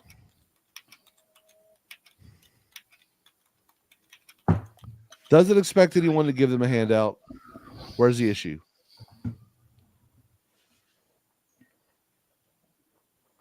What chores would you There is take no off? issue. There is no issue in that scenario there. Yeah. What chores would you take off of a trans person? River. Oh man, well, I'd go to all their gynecology appointments for them. Or you could change your gyno visits to what's that? What's the poop shoot doctor? Proctologist. Oh. Well, that's not a bad one. What do you got, Batsy? Well, I'm 59, so I would take the hassle of children off them and go and yell at those kids to get off the damn lawn.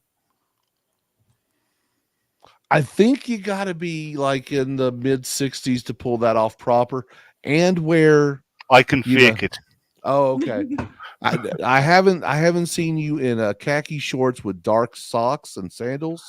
No, I'm not wearing shorts. I'm sorry, but my generation, we wore shorts as small children. We couldn't wait to get out of them, and most of my generation will never wear shorts because of that. Because those shorts signify being very young. Well, yeah, there is that. I mean, the school uniform stuff. Like Angus Young is a disgrace because Angus Young dresses like a schoolboy in his like 70s on stage. Looks hilarious. Yeah, but the man can play guitar. I'll give him that. There's should rename himself Angus Old now though. Angus Ancient. Him and Keith Richards have done all the drugs. There's no more. We have to wait for them to die so we can smoke their ashes just to get high. Apparently, old Angus there didn't do that much. Really? Yeah. Yeah, I think it's ridiculous that people think that they are owed anything because of a mental condition, or in this individual's case, clout chasing. Yeah, I mean, fair enough. You got a mental condition. Yeah, I'd help. But when you're asking for money and stuff, no. I like that. Ocean Breeze Salty. I'm going to yell at clouds and shake my fist. Yes. No, you're not, Ocean. That's my job. Blair White asked herself, do I want to be an old lady with a cigarette and a drink, or an old man with a beer yelling at kids to get off my lawn? Well, honestly, I want to be an old man with a beer yelling at kids to get off their lawn. I mean, look, sometimes they have like pellet guns too to help encourage those kids to get off the damn lawn. Batarang launchers. But hey, not only do we have transistors telling us that we owe them something I'm going to. We also have this man right here who happens to be the governor of New York. Look at this happy face. Man, Oh, that man. is amazing pause face. Let's listen to him. Pick up on some of the things we just discussed there, including. Hold I'm on. Watch this. going to pick up. Those aren't his teeth. That is a Mr. Bean fake smile. Yeah, that's a smile which doesn't even go past his lips. Yeah. Yeah, this is New Jersey's governor. Let's go. Up on some of the things we just discussed there, including when it comes to transgender care in your state, because I know your administration has sued 3 New Jersey school districts for adopting policies to tell parents if their children are showing signs of changing their gender identity. Why is Mr. Christie wrong when he says parents are the ones who know best here, and they should be involved? With you, let me say unequivocally, I will not be going to chrischristie.com. Listen, we took these actions because it's the right thing to do to protect these precious young people. This is a complete war. And by the way, Chris Christie was really bad for the LGBTQIA plus community, and he underfunded public education by $9 billion with a B dollars. So with all due respect to the governor, I'm not sure he's got much of a leg to stand on. But parents are always involved. It's certainly in our administration. They're always at the table, and they always will be.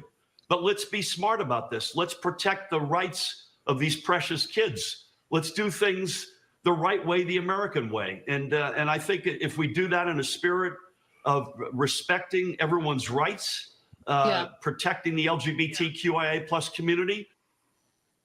The LGBTQIA plus community. He just wants to be re-elected. That's all this is. Look, it's LGB. The T and the Q, the I, the A, the plus, all the other ones, cut them off.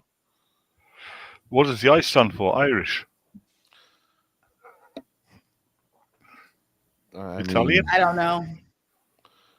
It's I don't know what the exclamation points and all that are for. I've got it. The I stands for insidious. Yeah, idiotic. I don't know. Let's finish him up. Nice one, TZ. Yeah. Here we go. The CIA. One of the attorneys for a school board in Marlborough, one of these districts, said that this blocking of a school counselor or a staff member from telling a parent about this is a violation of a constitutional right for a parent to direct and control the upbringing of their children. Why isn't that compelling? Obviously, parents are the existential reality in the upbringing of any child, without question. I don't deny that for 1 second. But let's not violate the constitutional and civil rights of precious young folks, in many cases, who are coming to grips with life and as they grow up and grow older. Let's be respectful of that. Children don't have constitutional rights. No. I'm just throwing that out there. Children aren't even citizens. Yeah, my mom can confirm that. There's no rights. Yeah. Yeah, as my dad. I mean, there's a right, but there's probably a left coming right behind it. I told that shit with my dad when I was 15, and he says, the only rights you've got in this house are what I tell you you've got. Yeah. My goodness, let's be all in this together, as opposed to this us versus them, this demonizing. And when that happens, invariably, it's the LGBT community that gets it, particularly trans folks who get behind the 8 ball. This guy is talking about suing parents. The school district. No, he's talking about suing the schools that require parental contact. Yeah, that's an idiotic thing to do. The children are in charge. The schools are in charge of the children's welfare while they're at school, but the responsibility for the children is first and foremost with the parents. The parents have to be involved every step of the way. Amina, I got a feeling those are implants, but they're probably motorized. So with the nickel behind the ear, they fold back. I want to see what he looked like smiling under a UV lamp. Ooh. Probably be good, dazzling, Oh, glow in the dark teeth. I've I've gone to some motels that you do not want to bring a black light into. That's every motel. Yeah. Oh my goodness. I just what gives these people the idea that they have some sort of right We've lost over River. she'll be back. I saw her freeze for a moment. It looked like it was an internet Mm. issue. But what makes people think that they have a right to control what your children do? And they're not going to be held financially responsible for any decisions the child makes. No. They're not going to be held legally responsible for anything that the child does. I think my answer is you want to be you want this power over the children. You pay for their upbringing.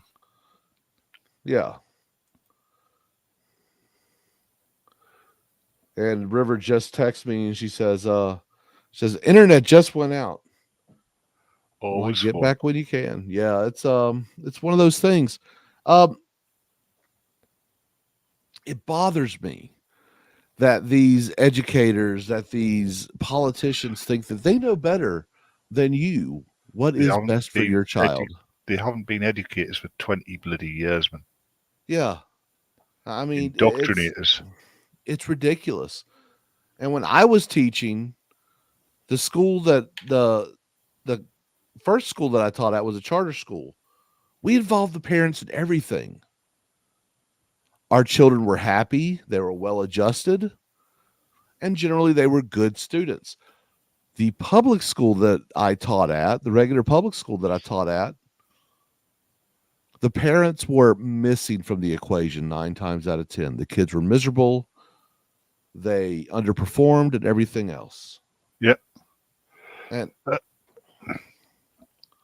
the States schools are much more part of the community than over here, I believe. I mean, with us, we went to school, and when we left, when we came home, all thoughts of school were gone from our heads. I mean, when you're at school in the States, from what we see over here, it's like part of the community. Like I said, there's all these extracurricular things.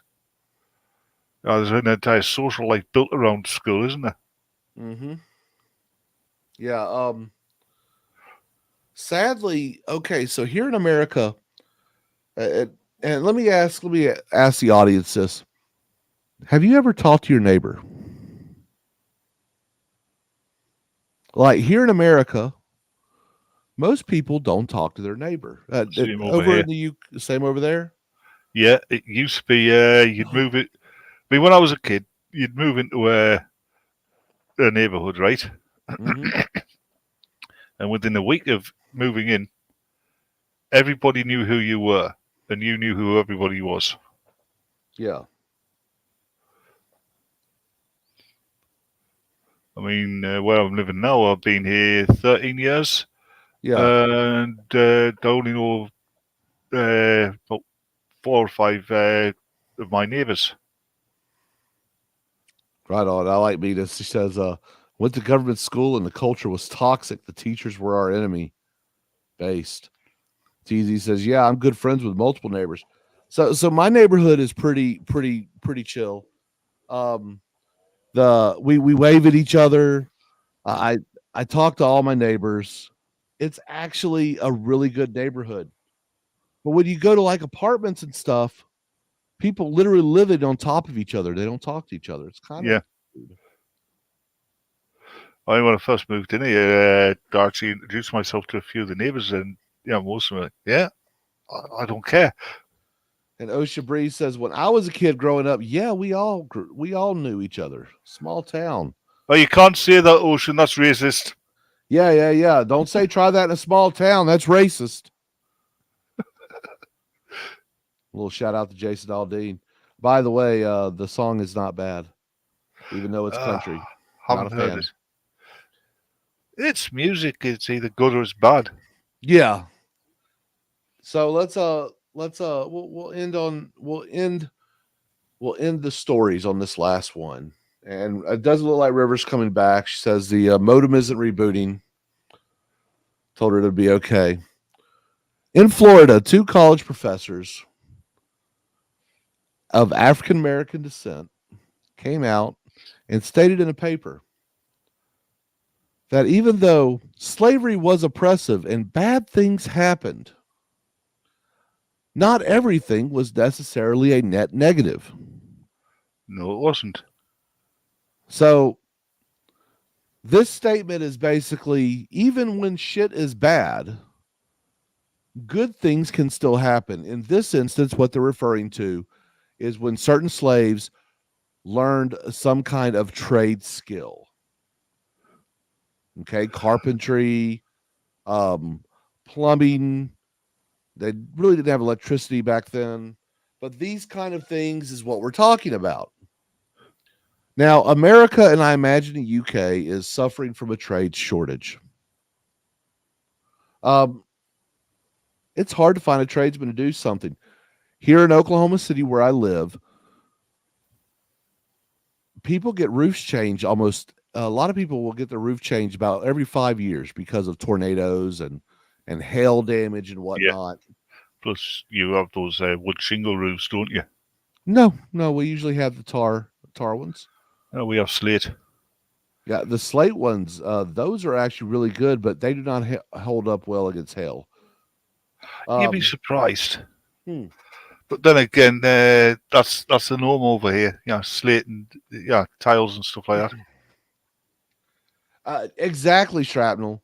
One hand, they say slavery built the country. On the other, they say slaves never learned any skills. Logical disconnect. Yes. Yep. And so our America's vice president, Kamala Harris, came out, and she had something to say about this. Let's hear her out. We fought a war to end the sin of slavery. Actually, slavery wasn't actually a big thing. Yeah. In the Civil War until the South invaded the Northern territories. And outside of the United States, the slavery slavery was pretty much gone in the West. The Emancipation Proclamation was not released until after Grant made a run into Pennsylvania. That's when you see the Gettysburg Address. May I ask what party Lincoln was in? Republican. Yeah. Yeah. So she's taking credit for the other side. Yeah. And I'll point out some irony of her in just a minute, but A civil war. People died by the untold numbers in that war. Wait. I hear you, but I got to throw this in here. Kamala Harris, you were guilty of actually refusing to release prisoners who were on detail doing things like fighting forest fires. Let me repeat, their terms for prison has ended. But because of their status as firefighters in California, you refuse to let them go. Did you know that slavery is still legal for certain things here in America, Batsy? Mm-hmm. Yeah, if you're a prisoner, you can be used as slave labor. But she wants to play this game. Oh, before you go on, Huh? wasn't the Confederate States mainly Democrats? Yes, that's exactly what they were. So her side lost the war, which she's going on about. Yeah. And hey, pause game. Yeah. Oh, so River says she's not going to be able to make it. It looks like she's about to call the cable company. So good night, River. We appreciate you. Yeah, we do, and that sucks. Yeah, and we'll see you in 2 weeks when you get back from your vacation. Whom fought and died because of their belief that slavery was a sin against man, Slavery No, was they a sin. fought and that died it for was their. inhumane, Hold on. that it was not No, they fought and died because they wanted to keep the Union from separating. Yes, and look, slavery was bad. Slavery is bad. Yeah. Slavery still exists, but yet she'll sit here and talk about how people died to end the institution of slavery. And in the same sentence, she'll tell you that if you go to watch something like Sound of Freedom, you're QAnon adjacent because there's no such thing as child sex trade. Oh, another thing. Even in the South back then, slavery was on its way out because of technological innovations, Yes. wasn't it? Mina says, but the Democrats were for the white working class back then, unlike now. So kind of phony to say that. No, they weren't. Yeah, they really weren't. They By were the for way, the less than Democrats were- 3%. The Democrats, from what I've read, they were pretty much for the slave owners, weren't they? Yeah. Uh-oh. She's back. She's back, ladies Yes! and gentlemen. Hey, She's- I hope I'm back. That was really Well, strange. it's either you or your evil twin Monica. Yeah, the modem just lost It power happens. for no reason. It happens. Glad to have you back. We're going through I think we're going to end this one here and go to meme time here in a minute. But let's let Kamala finish her bit. reflective of who we believe ourselves to be as a country, and certainly not reflective of who we aspire to be. So who then would dare deny this history? But no one is denying history, Kamala. All they're saying is slavery bad, but there was some benefits that came out of slavery for those who were enslaved, as in skills to allow them to live in the modern day world. Yeah.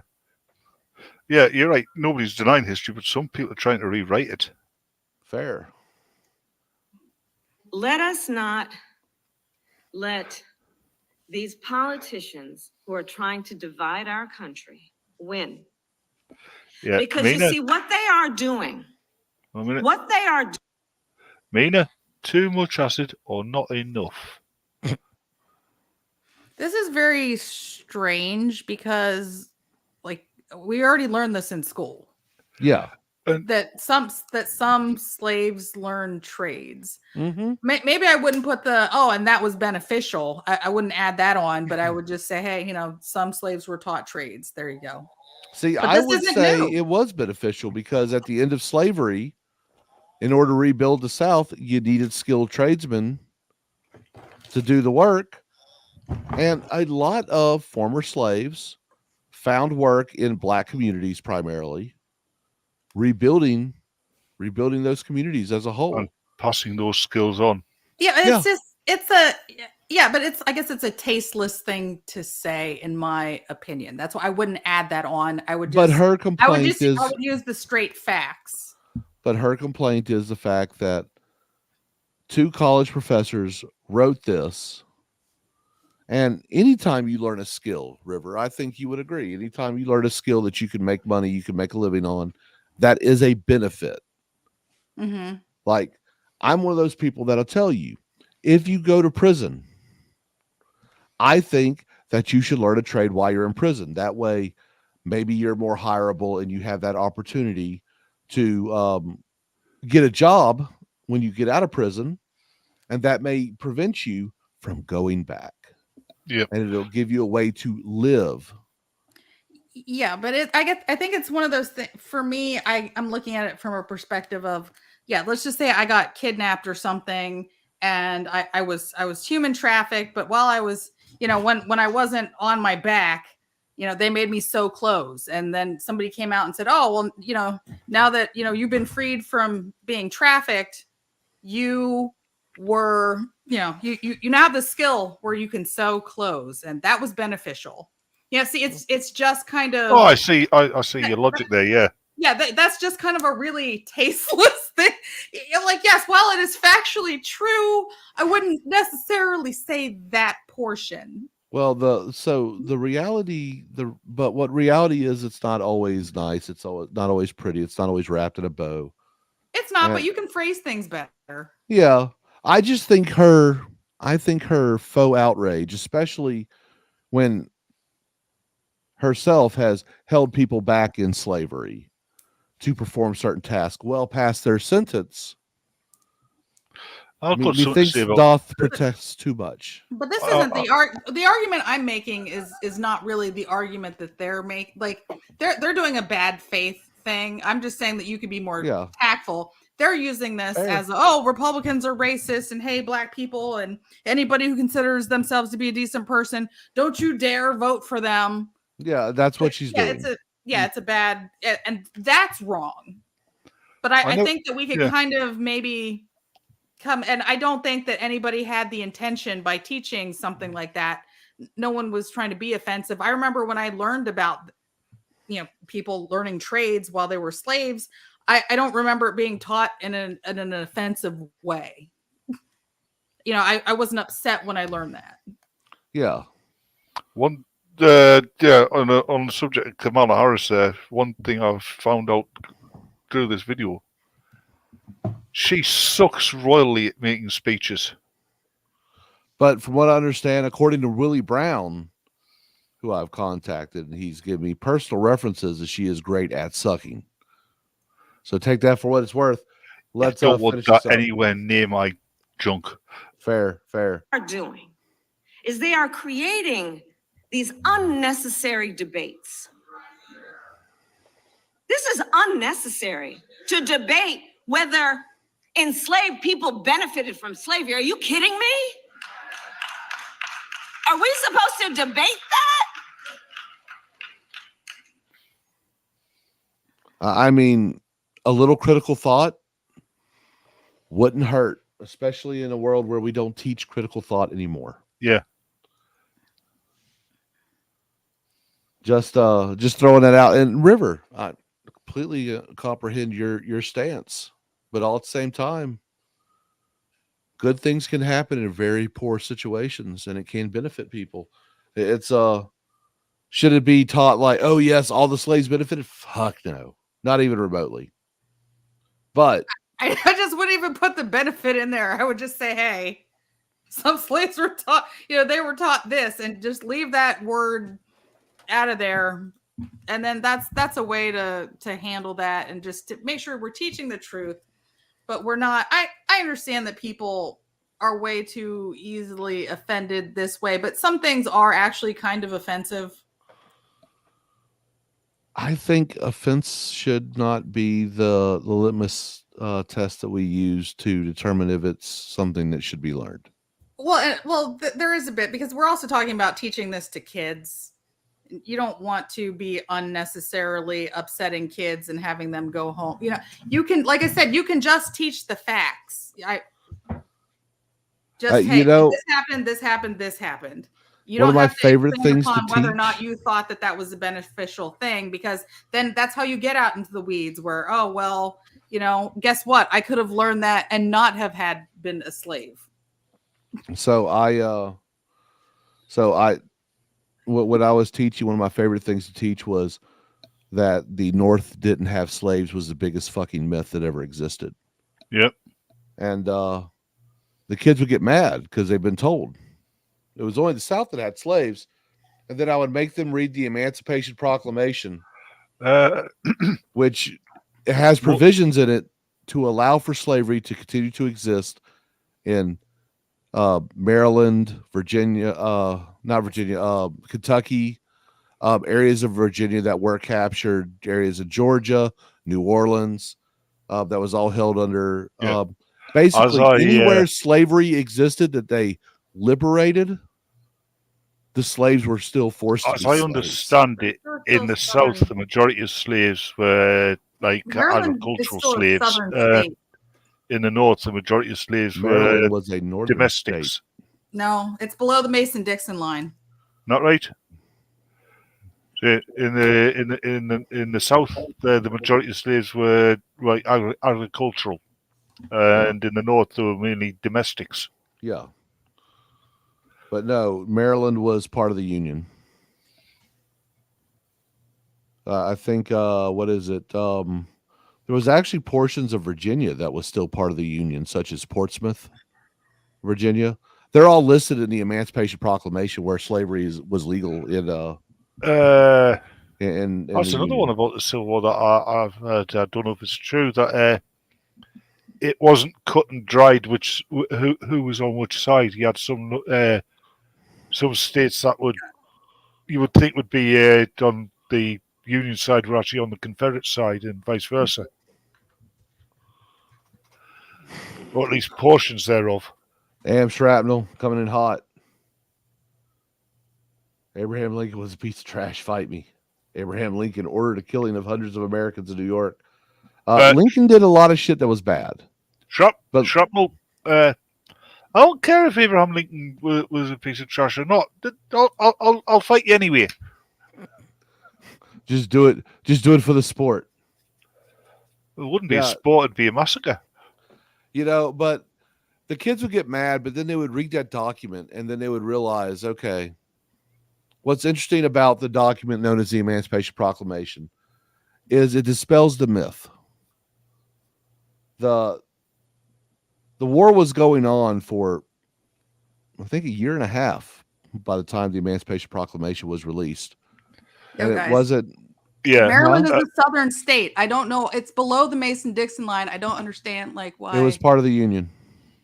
It's still a southern state. It was part of the Union. It's a slave. Yeah, it was a slave holding state. And once you got to PA, you could be free. Yes, but it was part of the Union. But it's a southern state. It's considered. I'm not saying it was not part of the Confederacy. It was a Union state. But it is still a southern. The division between the North and the South is actually depending on if they succeeded or not. Slavery was not abolished in the North until well after the Civil War.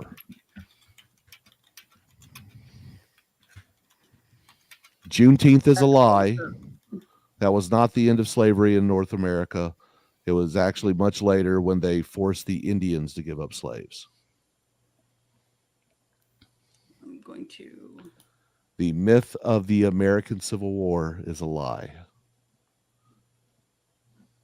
But yes, that's spicy take. I'm gonna say because it's still a slave holding state. The Union had many slaves.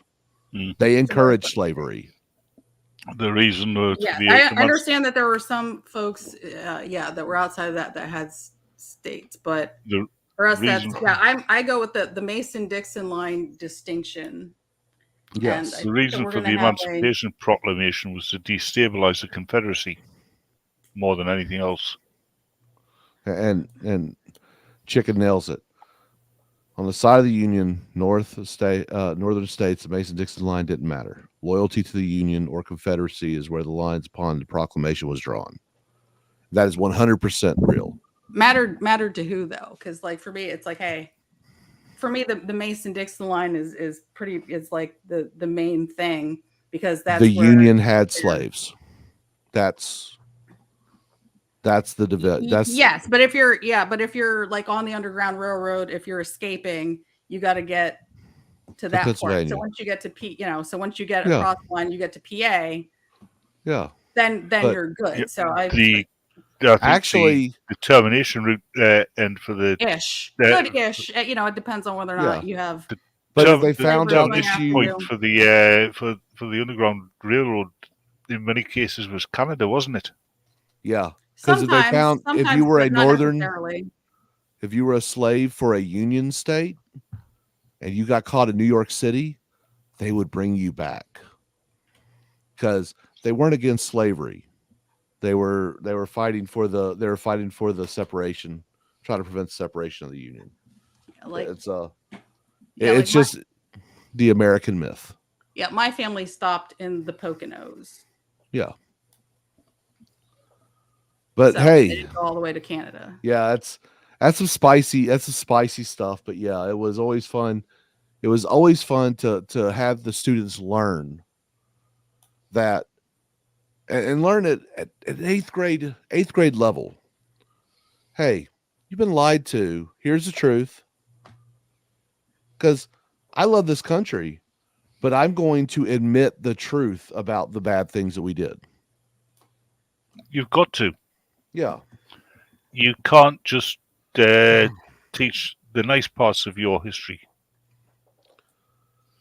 So the Seminoles, they released their slaves before then, but they didn't officially consider them freed until there was a charter written.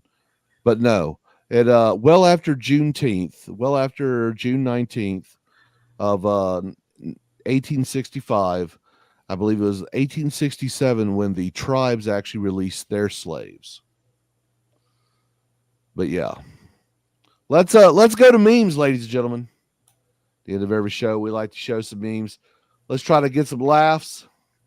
If you'd like to become part of the meme extravaganza, make sure to go over to the Discord, link in the description below. Join over there and throw them in the show chat. We're going to start off with some things I threw in there. Sorry, but human sacrifice will stop. Leftist mad. Aztec seething. Oh, look. Here comes the far right. Those bastards. Ow, I'm going to need some stitches. America. That'll be $58,000. UK. I can help you in about 38 months. Canada. Kill yourself. Oh no. How's that free healthcare going for you? By the power of soy, I am offended. Oh god. Oh, it went backwards. I love it. Oh, when backwards. she got no hair to pull, so you gotta plunge that skull. Oh, I love it. A woman cannot survive on wine alone. She also needs a bulldog. Okay. I'm a bulldog lover. I had to add that. Bitches be like, all right, I'm ready to settle down. What was that service you were telling me about? Steaming of the what? Oh, the yoni. The steaming. Remember, I immediately said it's like Arby's. We have the we have the meats. Yeah, yeah. There you go. Oof. Hard to swallow pills for anti-gun leftists. You don't support a ban on assault rifles. You support a government monopoly on assault rifles.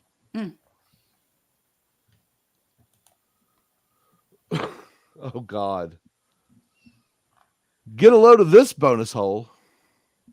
Those of you that don't know, trans men, since they do not have penises, they have something called a bonus hole. People are not happy about that. Joe Biden had a meeting with the cabinet today. He also argued with his bookshelf and spoke with his desk. Best one so far. I like it. I like it.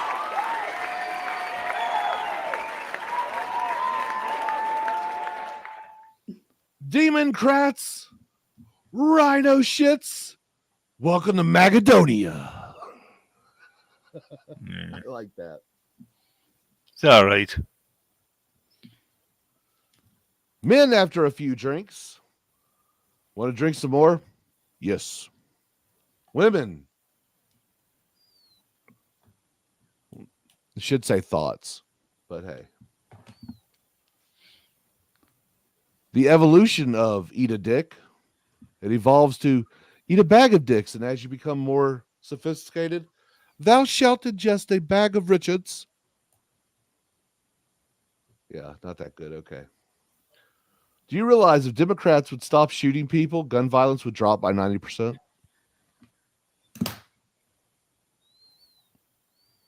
Fair. Joe Biden holding up the FBI shield to protect Hunter from the flaming arrows while using one to light his crack pipe. Something I have lots of, dark humor. It's like food. Not everyone gets it. Damn you, Stalin. There's no... The F in communism stands for food. They're also... Notice there's no F. Cigarette companies will never be able to advertise to this generation. Everyone knows the health risk. So each tactic seems borderline criminal. They can't appeal to us on any fundamental level. Marlboro. Every cigarette you smoke takes 7 minutes off your student loan debt. I mean, based. Oh, God, here we go. It's Zeo time. Yeah, God. Sparky after eating Chicago barbecue. Does Chicago barbecue have any spice to it? No, but I bet it gives you gas because it is a windy city. Fair. No one. River Wright opening the door with her breasticles. Okay. If I was River, I'd find that slightly offensive. No, I'm a little slightly sad I impressive. don't actually look like that. Sparky's a little glad he doesn't look like that. Sparky's face after 2 blunts. I mean, I don't know. I haven't smoked weed in so long I wouldn't know. Brits after eating food with flavor. Excuse me. Look, just because they boil a lot of meat doesn't mean that all their food is bland. There is some delicious. There is actually very tasty British meats, British foods. One of my favorites happens to be shepherd's pie. Sparky's car after Zio works on it. I didn't know you could turn a Volkswagen Golf into that. But if you could, I'm okay with that. If Zio thinks that's a good car, Zio needs to get out more. Look, the only problem I have is low profile tires. I hate those things. You want to talk about the worst ride ever? Oh God. yeah. It's a wall of text. I'm not even going to bother. Yeah. Sparky after Rivers' idea of a stream backfires. What? I don't know. River has some of the best ideas. Like sometimes she tells me maybe we shouldn't cover this. It's usually a good idea. Me trying my Hunter Biden call. Got a crack pipe. Crack pipe. Okay. Yeah, when Zio drops the ball, he actually lets it roll down the hill, doesn't he? Yeah. I mean, it thuds all the way down too. What most people want to tell Hunter Biden: ain't nobody talking to you, damn crackhead. Okay. Yeah. Let's see. Me, people who hate Sound of Freedom. Okay. Have you seen Sound of Freedom yet, Zio? Sparky, Batman, Zio, liking Sound of Freedom. Have you seen Sound of Freedom yet, Batsy? Not yet, no. It's really not a bad movie. It's not like the greatest movie ever, but it's a good movie. It's impactful. The story is amazing. Zio and Sparky, when the edibles kick in, rap music intensifies. I mean, I can't rap, so I mean, I guess it's a good thing you got me on the mixer. How bad is it? They found the chef that saw your dick. Damn, Big Mike. For those of you who don't know, the personal chef of the Obamas really drowned at the is it Martha's Vineyard estate? He was paddleboarding on a lake and he drowned in 8 foot of water. Let's face it. If he was visiting Death Valley, he would have probably been found drowned. Hey, Shrapnel, you can actually go to the theater. You can actually watch it. They give out free tickets. Yeah, because It's worth going to the theater to watch. I'll tell you that. yeah, well, we all know Shrapnel's probably going to go to the theater to watch Barbie. Well, my wife drugged me to watch Barbie this past weekend. That's what I said. He saw something he shouldn't have. Yeah, it probably wasn't the Obamas who did it. He probably did it himself just to get rid of this memory. The bleach wasn't strong enough. All righty, Yeah. so Batsy, what's your favorite meme for today? Oh,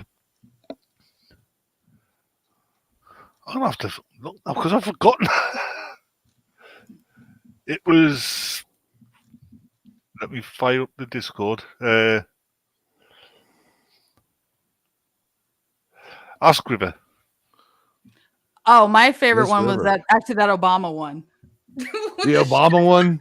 Yeah, I mean that's very current and very hilarious. Yeah. So let's let me go here and we'll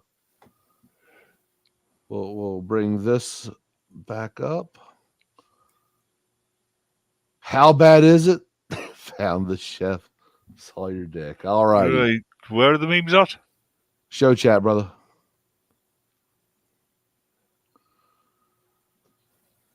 Right, got it.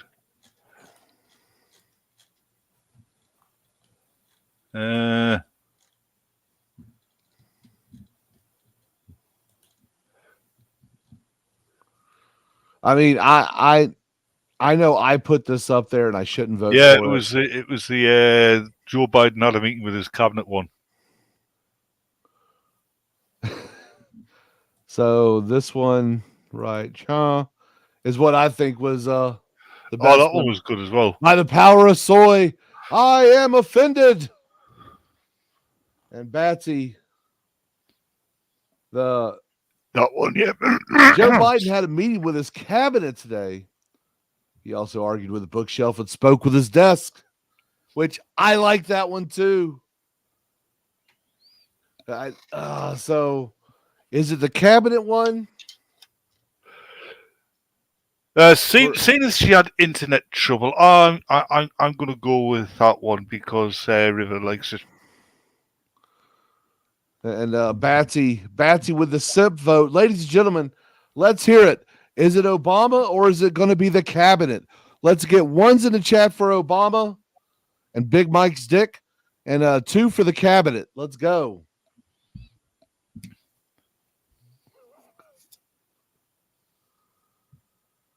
Oh, all together now. Big Mike.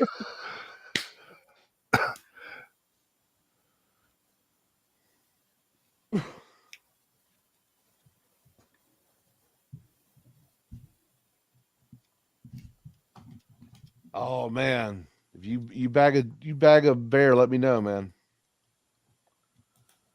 Remember, one's in the chat for the Big Mike meme, or 2 for let me. You've gone past it.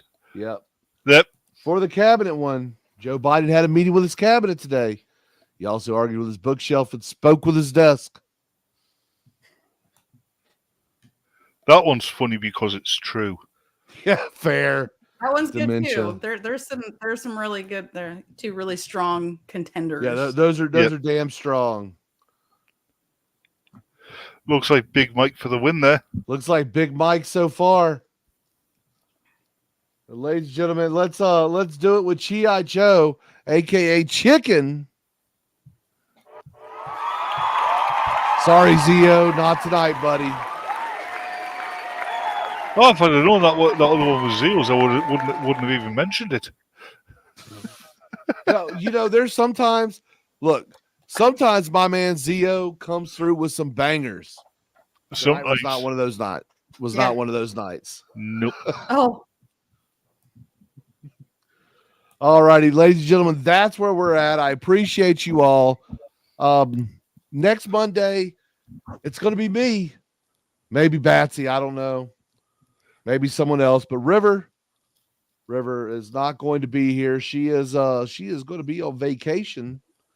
River, I well, hope you have a I safe will trip, be. and I hope you enjoy yourself. I will, and I will enjoy it knowing that the federal government defines Maryland as a southern state. Mm-hmm. Sorry, I went to the Encyclopedia Britannica, but to be fair, yes, there's a lot of argument and disagreement over it because of those those points that you brought up. But they go, like what I was saying, they go with the federal government goes with below the Mason-Dixon line. But then the arguments because of, okay, well, what did they do in the Civil War? So I think it basically depends on, are you going off of the Civil War and how they did that, or the traditional, exactly how I look at Mason-Dixon it. line thing? What? Yeah, that's exactly how I look at it. I look about who they sided with the Civil War, and I mean, to me, anything north of I-10, which is pretty much the Gulf Coast, is a Yankee to me. So, but for me, it was always, especially like hearing the stories of like, like your great grandfather or great great grandfather escaped on the Underground Railroad. It was always that Mason-Dixon line. We get, it was a huge thing. No, I for understand that. I understand that point of view. I just And I look at understand it- yours. You had some good points too. Yeah, it's just the practicality of it all. It's all how we look at it. It's all about point of view at the end. And that's what I love. I love the fact that River, me and you could disagree, and we'll disagree vehemently sometimes. And we can still come back here. We can still have fun together. I love it. I think you're amazing. I hope you have a safe trip. Tell everyone, of course, where they can find you, follow you, all that other good stuff. Well, yes, I can be found on YouTube, Rumble, and Odyssey, all under the same name. That's Right, Left of Center. So be sure to check me out and follow me over there. Outstanding. Smile until you stop. She's like, awkward. All righty. And Batsy, he doesn't really produce anything, but he goes on to a lot of streams. Hey, you know what, Batsy? How about you shout out one of your favorite creators that you like to hang out with and whatnot? That would be Mr.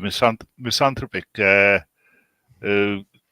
He hasn't done it for a while, but usually does a Sunday Fun Day. And that's the name of his channel, is Mr. Misanthropic. Right on. Y'all go check Mr. Misanthropic. I think I actually follow him. But ladies and gentlemen, Americraft Sparky, you know where to find me. Every Monday night you can find me here. Same time, same channel. Yada, yada, yada. Yeah, over there at Rumble. We'll see y'all there too. That's all we got for you tonight. We appreciate you. So until next time, you take care. And as always, oh, and by the way, if Kieran's able to come, I'll definitely bring him. Miss that guy. Y'all take care and God bless.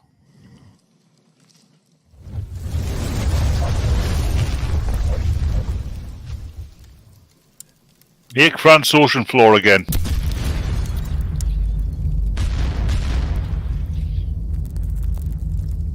And that's all I've got to say. Eat your ass. I do cocaine! Come on, man. Hey, that Sparky's going to eat your ass. Gay bastard.